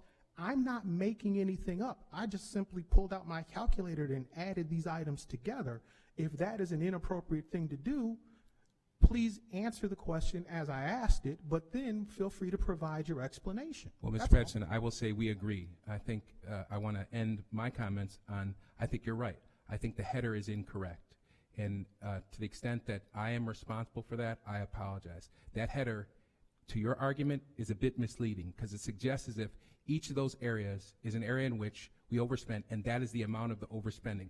That is not correct. And that PowerPoint will be corrected. Thank you. Well, actually, sir, then I would really like you to take a really good look at this document because it seems to be extremely clear. It states what the original amount is. It states what your actual amount is. It states what your percentage of overspending is, and then it states what the dollar difference is. And it's very clear. So if there is some error, and as a matter of fact, this is one of the few pages you have in this document that I find to be extremely clear. So if it's incorrect, I am very concerned. I would recommend that I provide the full explanation of your question to the City Council ASAP. Thank you. All right, we'll get a full explanation on Councilmember Patterson's questions, and any others. Council staff is capturing all the questions, and we'll make sure we follow up on those. Councilmember Spall. Thank you, Councilmember Evans, and Superintendent. Thank you for your patience and being here and the integrity I feel like you're bringing to this really difficult process. I'm going to talk about fund balance for a second. we were counting on some fund balance, but I think that the answer on number 10 is a little bit more complex, but I want to just go through that, if you would walk us through that, because we all love fund balance, and we're excited about fund balance. And here at City Hall, we celebrate fund balance, and we get nervous when it starts to get smaller. So it starts out by saying there was a fund balance of $8 million appropriated, which meant that you were going to find $8 million to give back to the fund balance. No, okay, I'm looking at Willa. You're going to use $8 million of your fund balance to make your budget work, okay. But now the concern is that's probably not available, right? Okay, but there's still a plan to put some money back in the fund. Tell us about that, because I think we need some good news. So that's exactly correct, that the budgeted amounts of the fund balance is to make the budget whole for that year. Page 14 gives us the explanation that you're looking for. Great, okay. So for our assigned fund balance targets, this is what we're looking to make sure that we recoup right away this year, and that's where my plan is that you can see later on with regards to potential cuts and reductions for this year. So $13.5 million reserved for debt, which is a legal requirement to make sure we're covering interest and the like.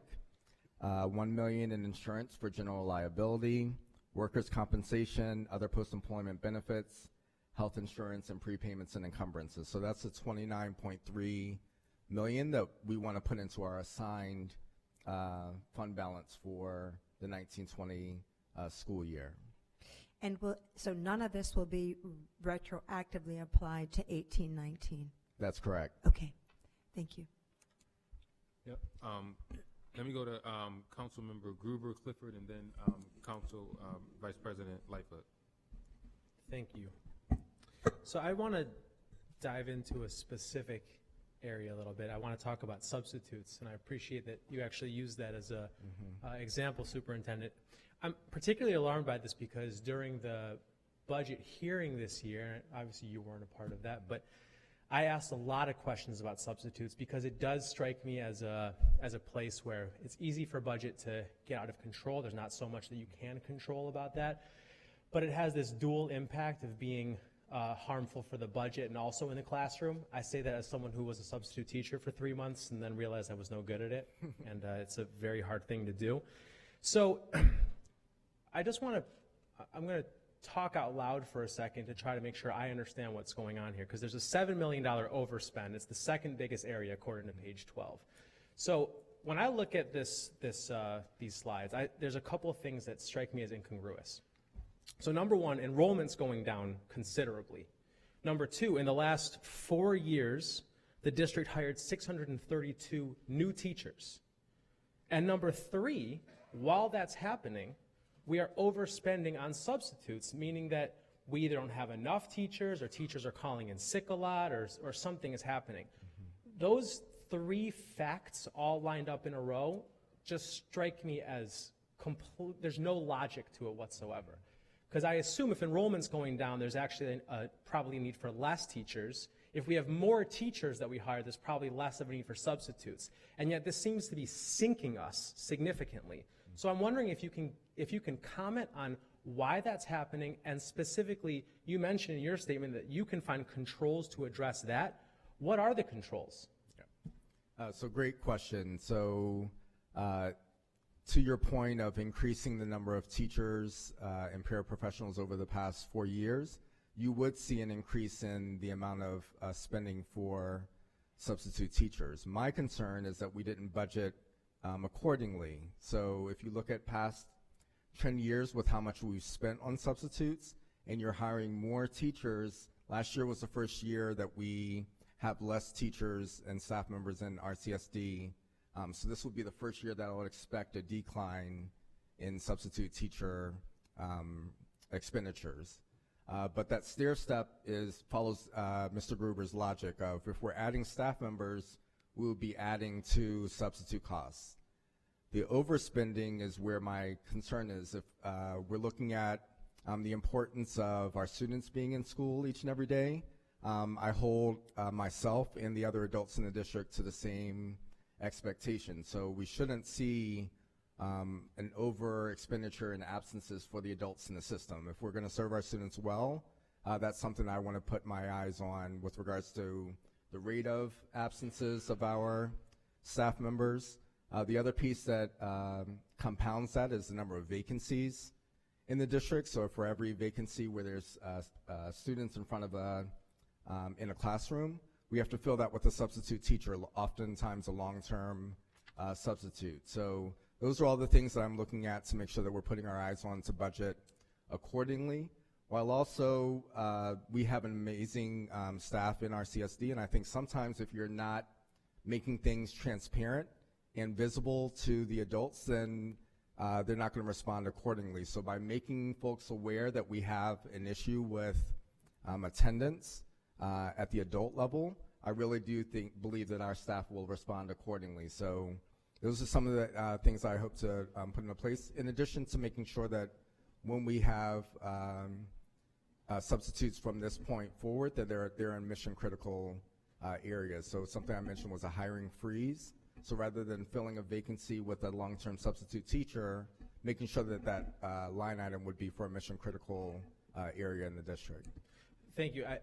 I just want to be clear. I'm asking that question not because I want to harp on that specific issue. I'm trying to find logic in what seems to be a lot of chaotic numbers, as evidenced by your and Councilmember Patterson's conversation, and even your response, which is it seems genuine. I'm sure that you will do everything you can to find a way to control these costs over the course of the school year. It still does not appear that there's a ton of logic as to why enrollment goes down, teachers go up, and substitutes. Other than the stairs, you said, more teachers equals more substitutes in theory if teachers aren't coming to work on a regular basis. Correct. I guess I'm just curious, from your previous districts you've worked in, do we have higher substitute usage rates than what you're used to? That I haven't been able to fully uncover. I have identified it as a key area under review, but I haven't been able to really dive into.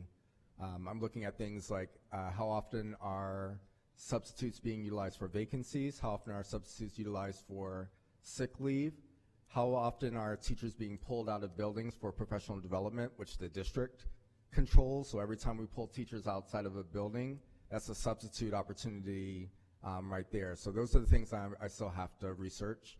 I can guarantee that in my plan moving forward, I'll be able to articulate that to the council regarding what I've been able to find, how much I think I can recoup with regards to cost avoidance.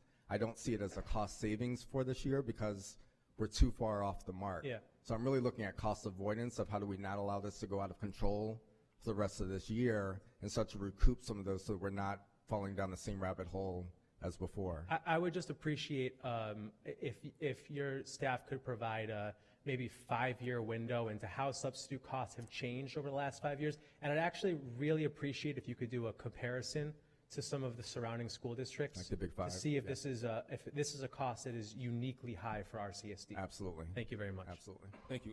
Councilmember Clifford and then Lightfoot. Thank you, Councilmember Evans. One of the things that we were told during the budget hearings, I think last year and the year before, was that essentially some of the deficits that we were seeing were essentially grants accounting, that, you know, there was the timing of funds coming in, grants and other revenues. Can we find out, did that turn out to be a problem overall? Did we not get some grants that we were counting on as a large, you know, portion of that, or at any portion of that? So that would be one question that I have. So that the timing piece is something I know the City Council is very familiar with, that we've come to City Council to ask for funds because we were expecting grants to come in at a later date, so I understand that ebb and flow. It is in my list of under review to make sure that we're utilizing our grant funding in an appropriate manner, that we're maximizing the amount of grants that we're receiving in the district, but I can't point to that as a key lever for where we are today. Okay. I guess secondly, too, you know, Given that there has been concern over the school district budget for quite some time, some referenced by some of your commissioners, LeBron and others, can you provide us with some information, maybe looking back the last couple of years, where there have been budget reductions in particular areas, essentially to hopefully offset some of the increases in spending? So first and foremost, the district did take the first step in really looking at the declining enrollment and then the staffing accordingly. That was the first time in a while that we've seen a reduction in staffing, so that would be a key area that I would be looking to, is to make sure that we are right-sizing the district, making sure that we're following staffing ratios and the like, while also, to President White's point, of making sure that we're keeping our eye on key metrics like reading and math proficiency, graduation rates, and the like. So that's one area that we really need to look closely into. The other pieces are really around professional development for the district, making sure that we're looking at efficiencies in particular areas. And I've asked my staff to really look closely at, for me, it's not necessarily the number of staff, it's really the effectiveness of what we're putting forth with regards to strategies and the like. So there haven't been too many huge pieces outside of staffing to look into.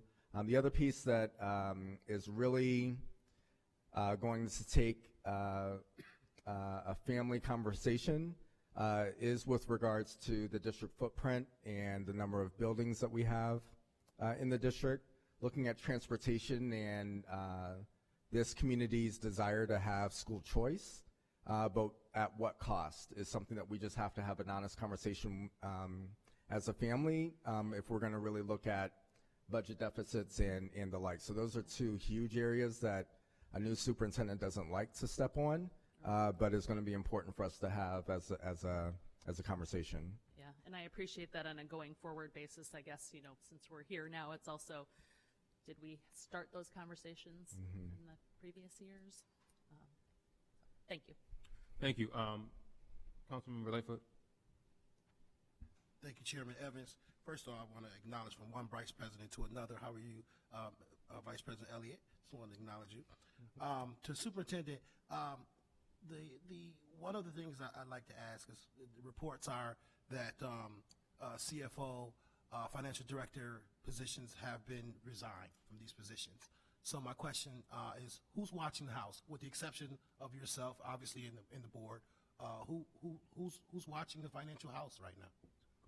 So I've never shied away from accountability. Right now I'm watching the house. So we've met extensively with our finance team to make sure that everything that requires a signature I'm made aware of, along with my chief of staff, that we've put structures into place to make sure that the reporting structures are where they need to go, and providing the board with accurate and transparent information in the short term.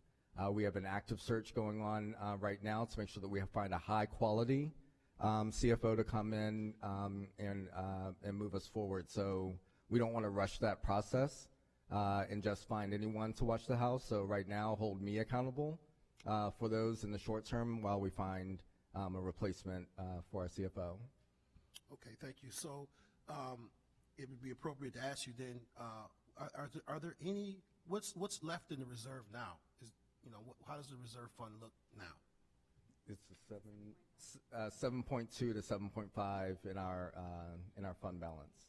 Okay. Now, a lot of the conversations that we've been having, I'm using the Ubuntu method formula that you mentioned, President, and truth is a major part of that, and we know that the facts present the truth.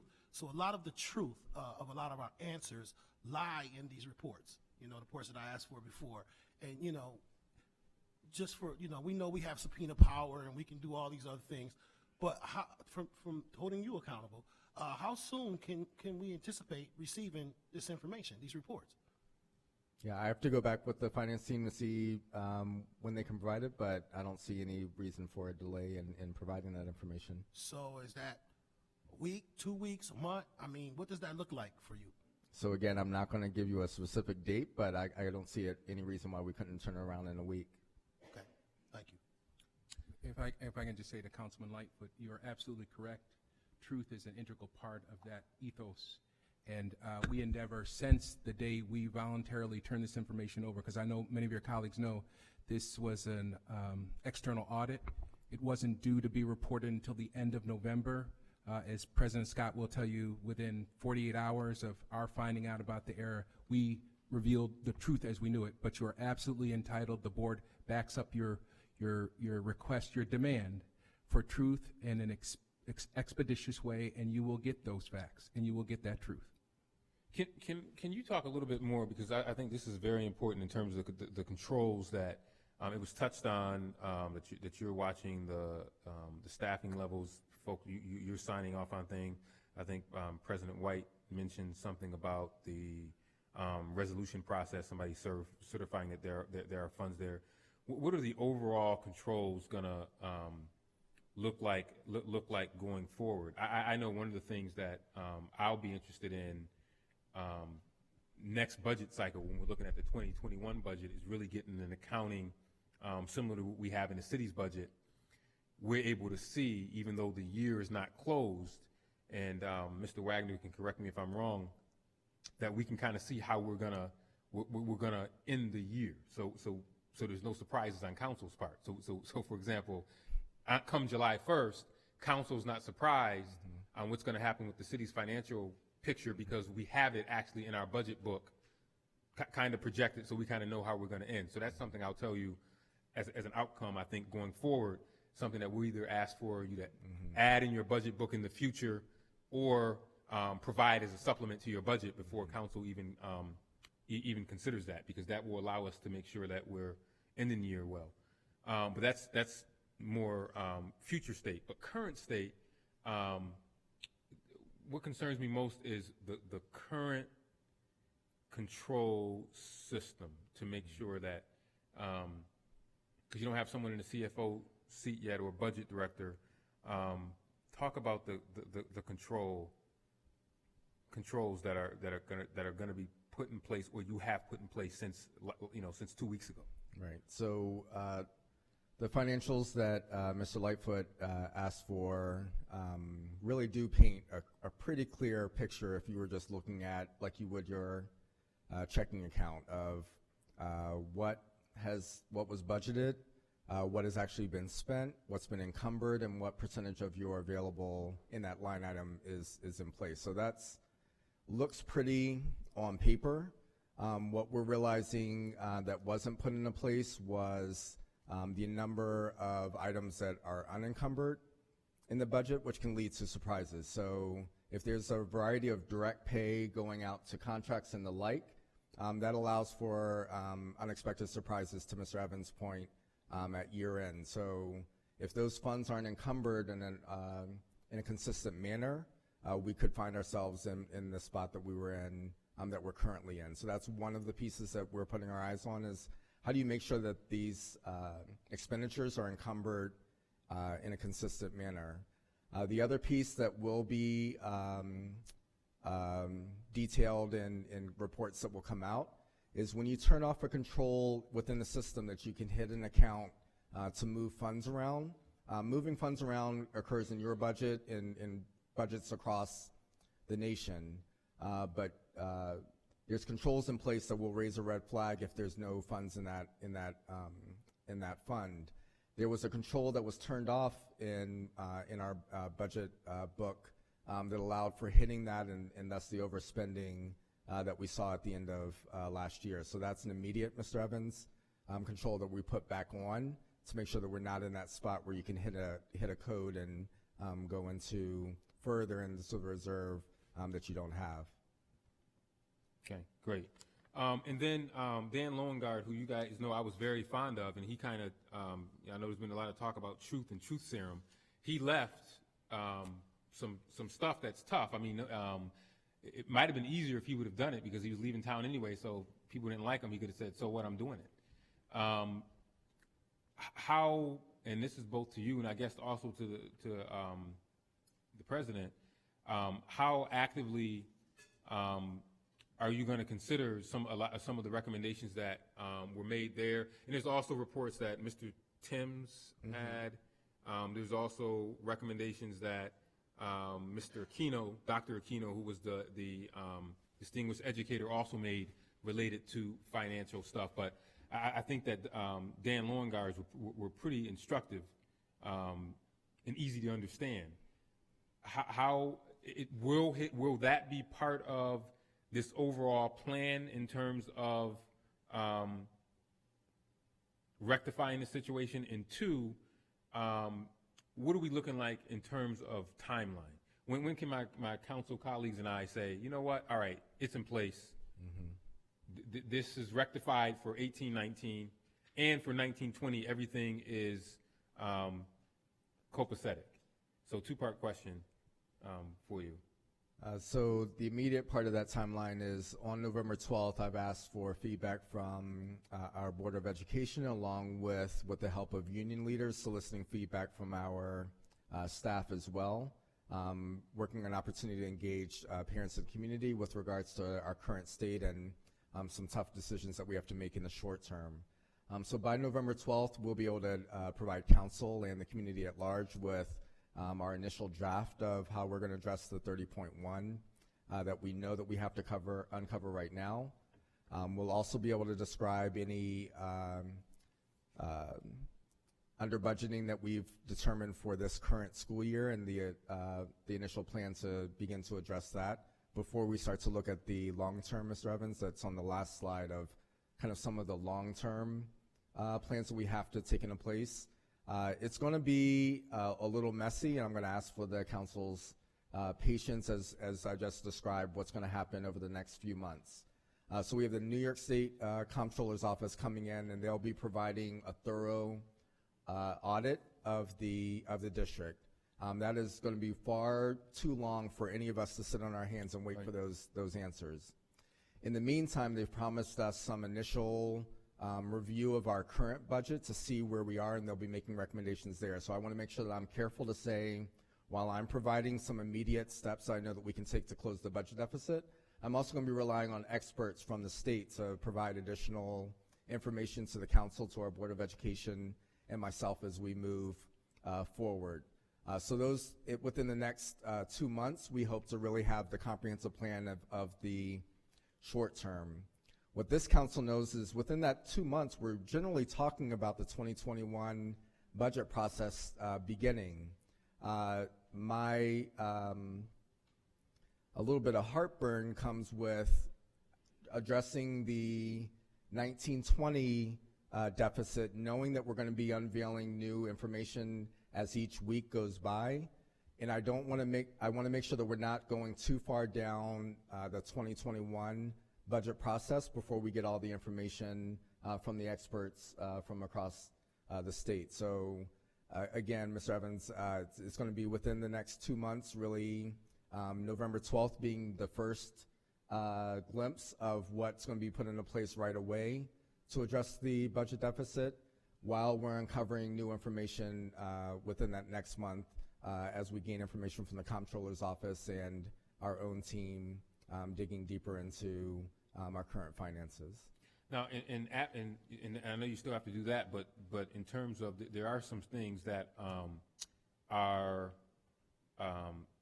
important and things that you can do absent getting that report. Absolutely. Some of which was outlined by Aquino and Lowengar. What's the appetite at the district for pursuing some of those things that are tough but extremely necessary? So for the recommendations from Dr. Aquino, I'm responsible for making sure that those are seen through this year. So making sure that we're addressing those recommendations, and finances, as you stated, Mr. Evans, are a part of Dr. Aquino's report. So we'll be working with our Board of Education to make sure that we're addressing some of those pieces.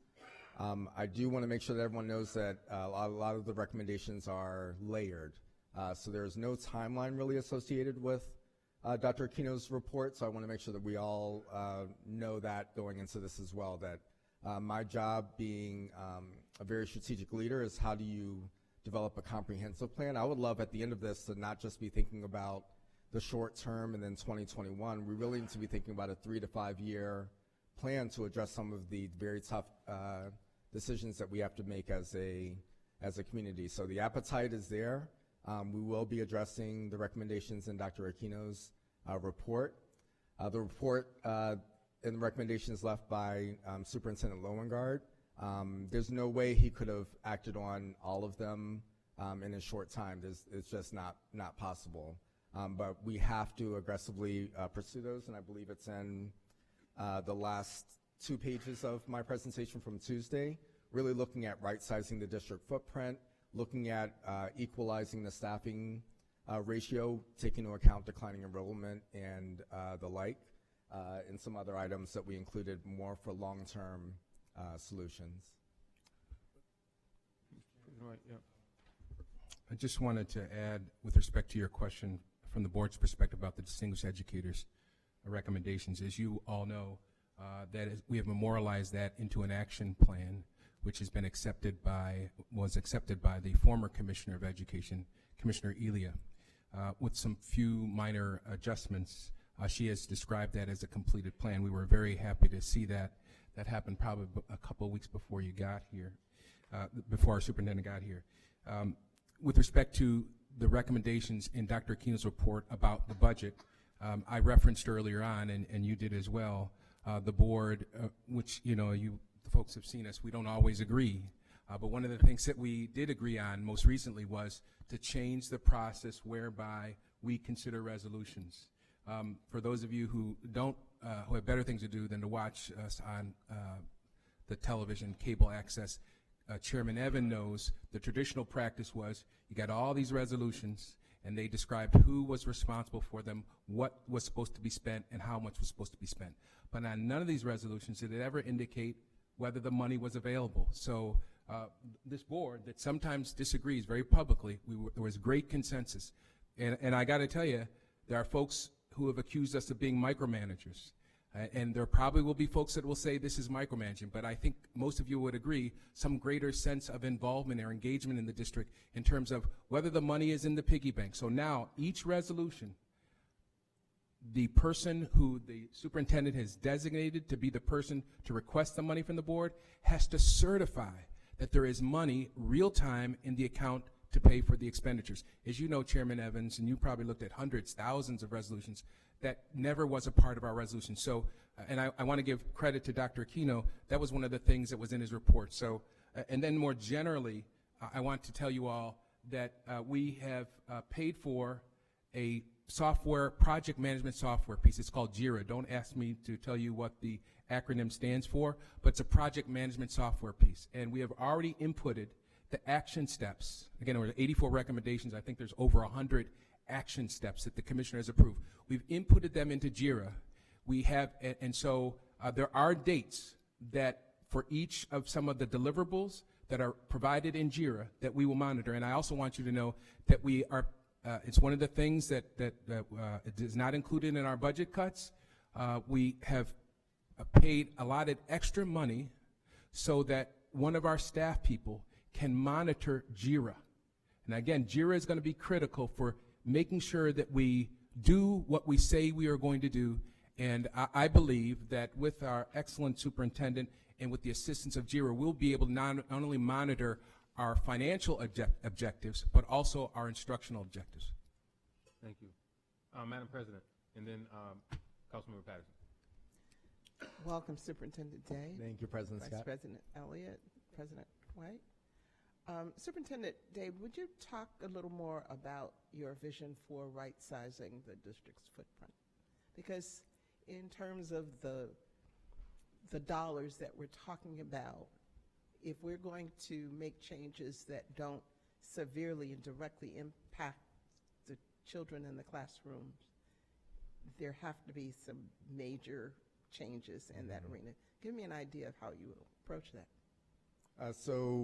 Looking at it systematically, I really applaud Superintendent Lowengarde and the approach that he took of really looking at when buildings were renovated, the enrollment in each building, what it would take, what cost would it be to the district and the city to renovate some of our older structures, and came up with recommendations based on the formula of which schools might be on the list of recommendations for either combining or closure. So I would take what Dr. Lowengaard started and really work with the community through that process of what that might look like.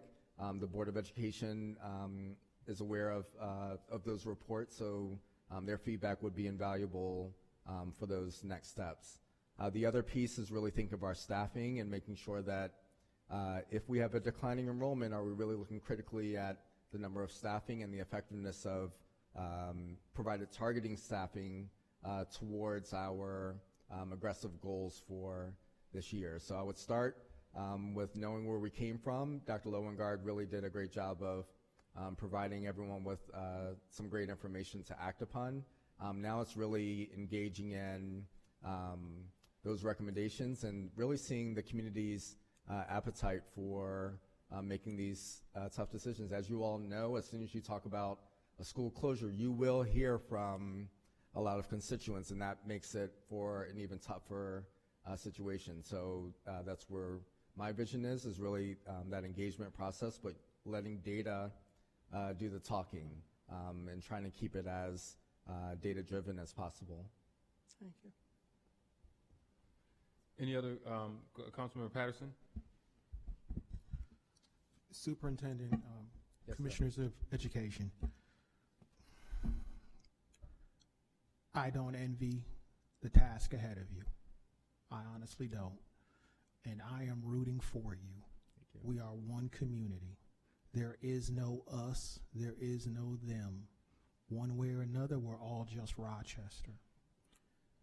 But as I said at our special meeting when we made our request to the governor, there is a crisis of confidence when it comes to your organization in this community.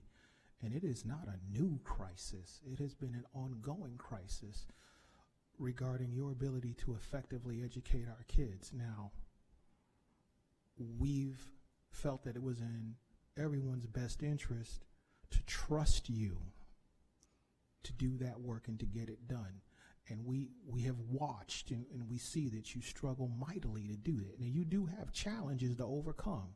Educating kids in the city of Rochester is not like educating kids in Parrington or Brighton or Webster. It is a different challenge. It is a different job. And I bless y'all for stepping up to this challenge.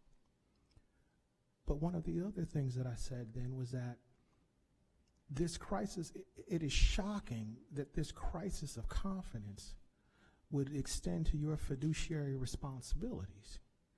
And that's where we are now. And because it has been extended to your fiduciary responsibilities, which was just that basic thing that we expect all government entities to do, it has negatively impacted the city of Rochester. We are not here because we want to be here. We are not questioning you because we want to. We're questioning you because your actions or your past inactions, whoever's fault they were, are now negatively impacting the entire city of Rochester more so than they ever have before. And I am happy to see the confidence that you display. It's wonderful. But it's also frightening on some level because you're 3 months into your fiscal year. It seems as I don't know if I'm getting all of the numbers, the things that I need to think when we ask for information on the 18-19 school year. We're in the 19-20 school year. I imagine your 19-20 budget is structured much like your 18-19 budget was.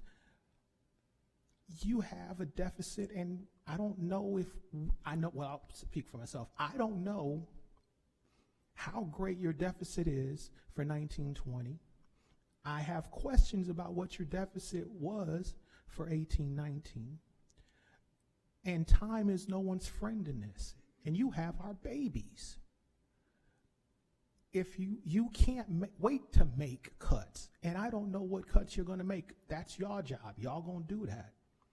But time is not your friend, and it seems as though I don't feel a burning sense of urgency. I'm not looking for fear, because fear doesn't help. But there is a calmness about this, a sense that we've been here before and we can do this again, and y'all just need to settle down. Am I missing something? Am I incorrect?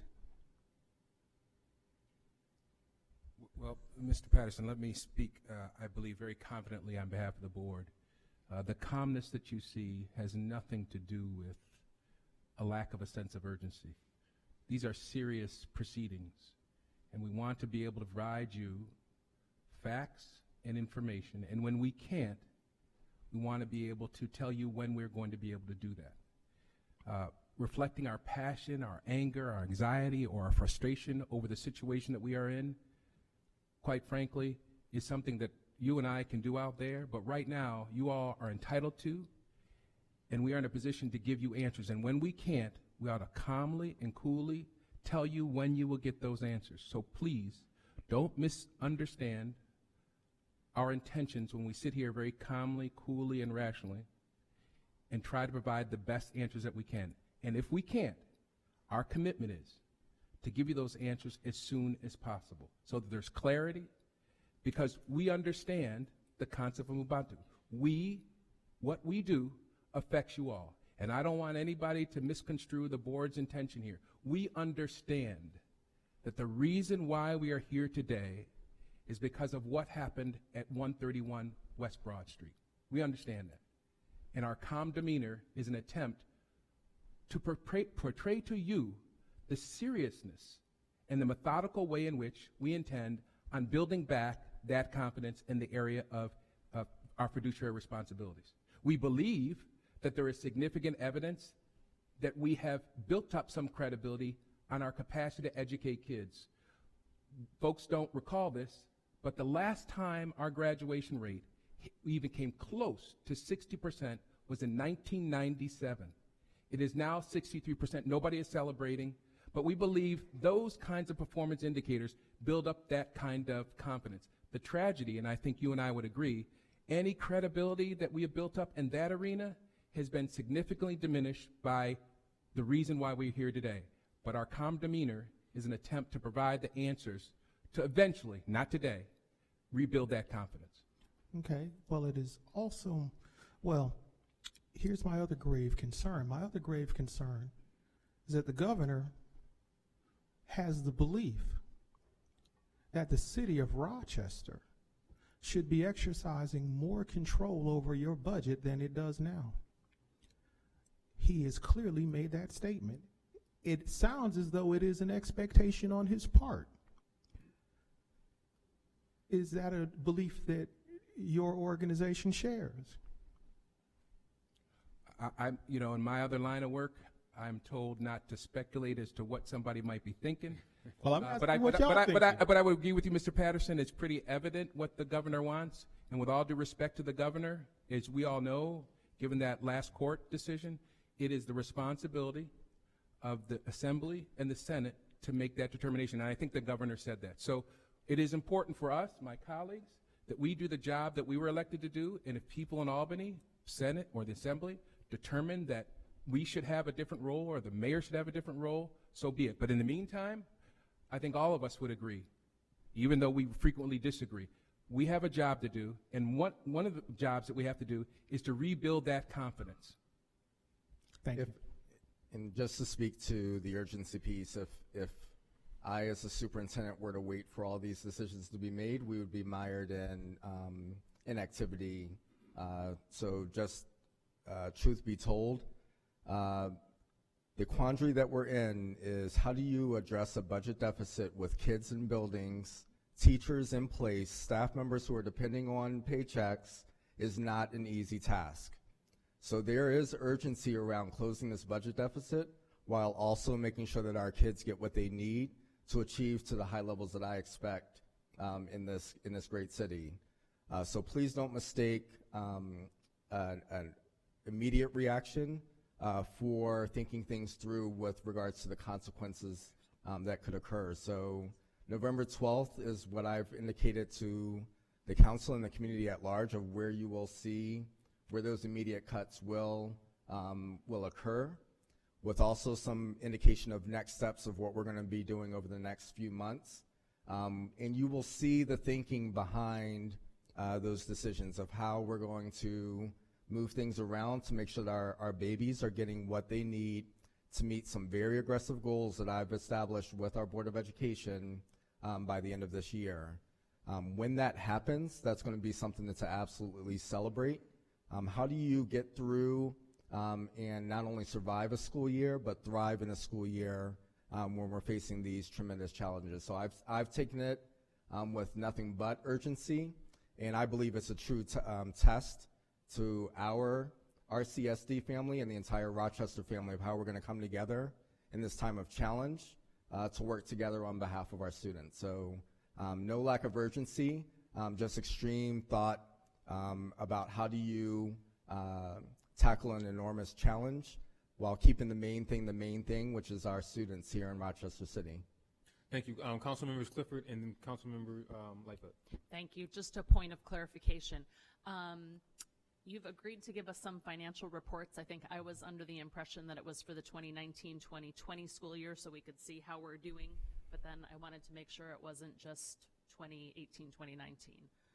So are they all available? Yes, whatever, if we just capture what exactly is the request, we'll provide that. Okay. And one of the things I would recommend, because I know some things might require a longer time period, but there are things that were mentioned today that should be quick turnarounds. Correct. I will applaud you on Anne Marie Lehner as your Chief of Staff. I'm glad to see her here.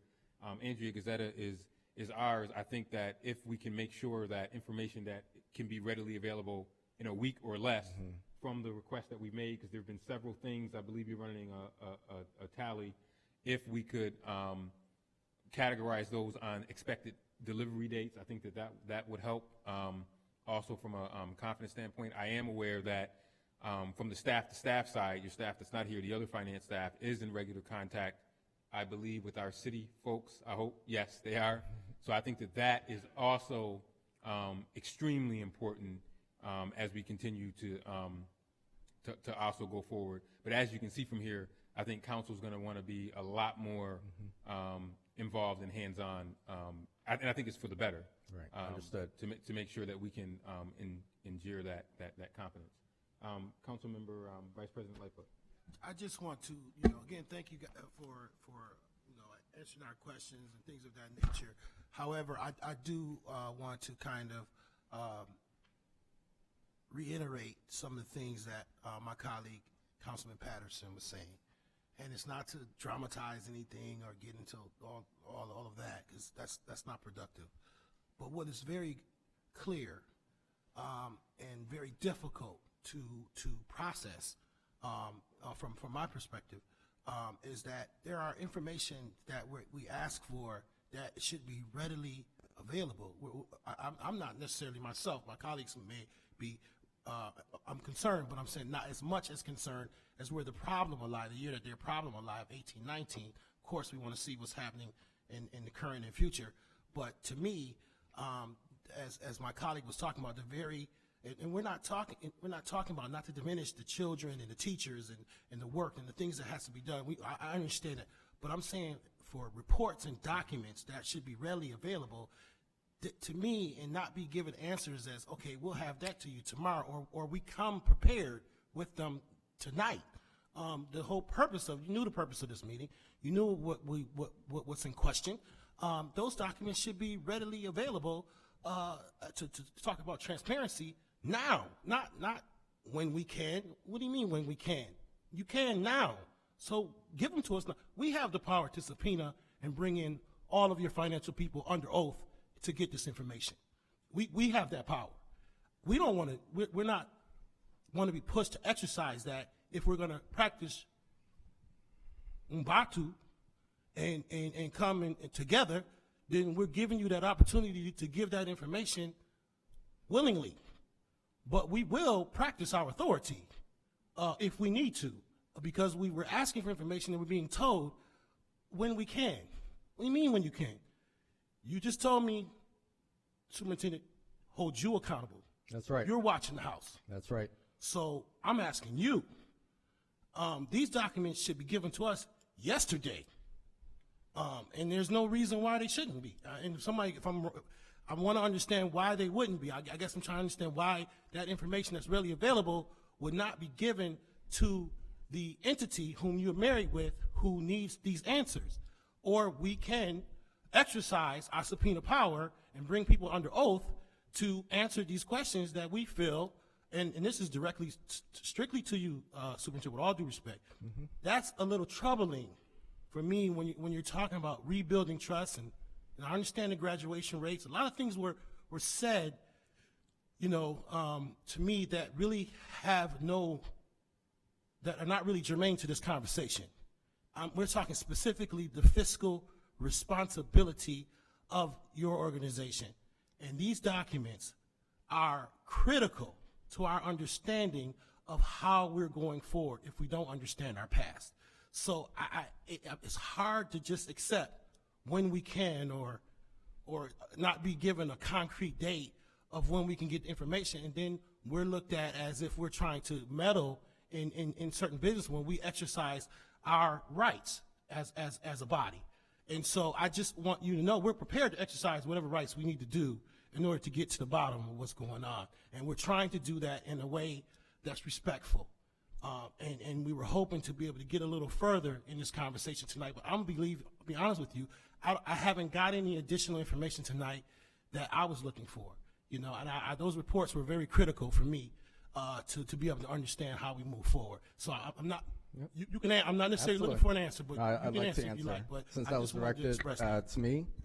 So to be crystal clear, we were provided with questions ahead of time, along with an expectation from City Council with regards to what documents were expected for tonight's meeting in advance. Those documents were provided on time for this meeting.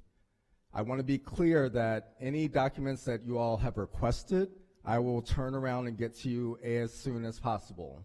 The reason why I couldn't give a specific date is I just asked for a clarification with regards to what was requested from Chief of Staff to Chief of Staff to make sure that we can turn that around. So I want to be absolutely clear that my team and I provided the documents that were requested by City Council for this evening on time for tonight's meeting. Had I known that you wanted other reports and other documents for tonight's meeting, they would have been here on the dais on time for this evening. So I just want to be crystal clear because it's my character with regards to transparency that I'm really holding up this evening. There is no hiding. I said there's only one way that I know how to lead, and that's with collaboration and transparency. So again, the documents that were requested were provided tonight. The documents that have been requested and documented in the log will be provided to City Council in full transparency as soon as possible. Thank you. Any other questions? I'm sorry, Councilman Clifford, anything else? Any other members of the Finance Committee, in particular, any other questions?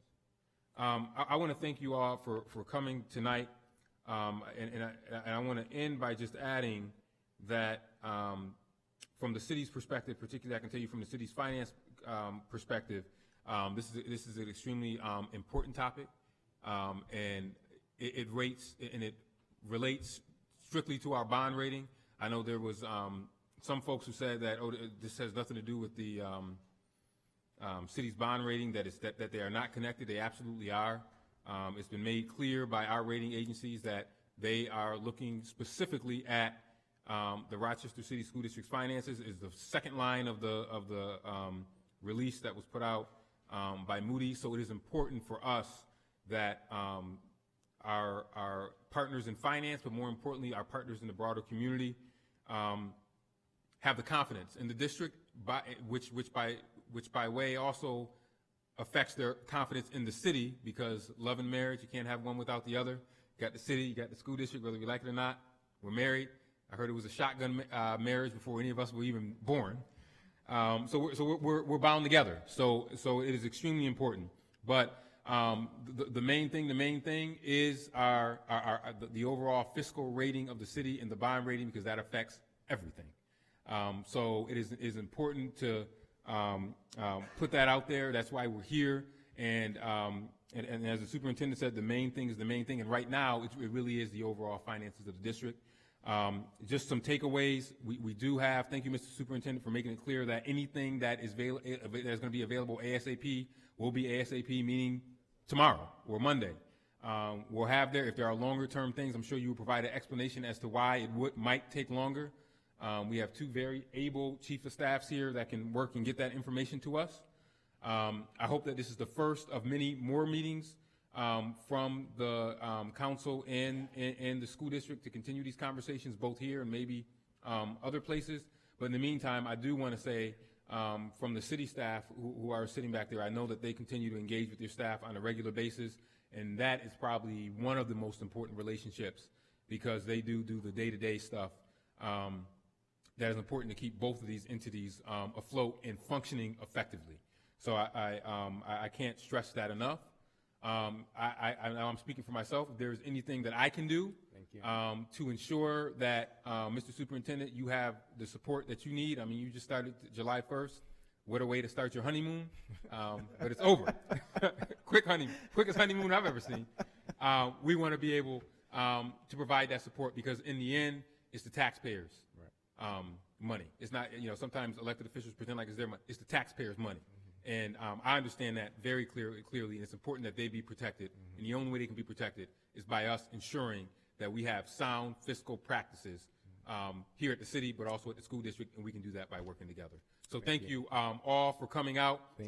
With that, Finance Committee is adjourned. Thank you. Thank you.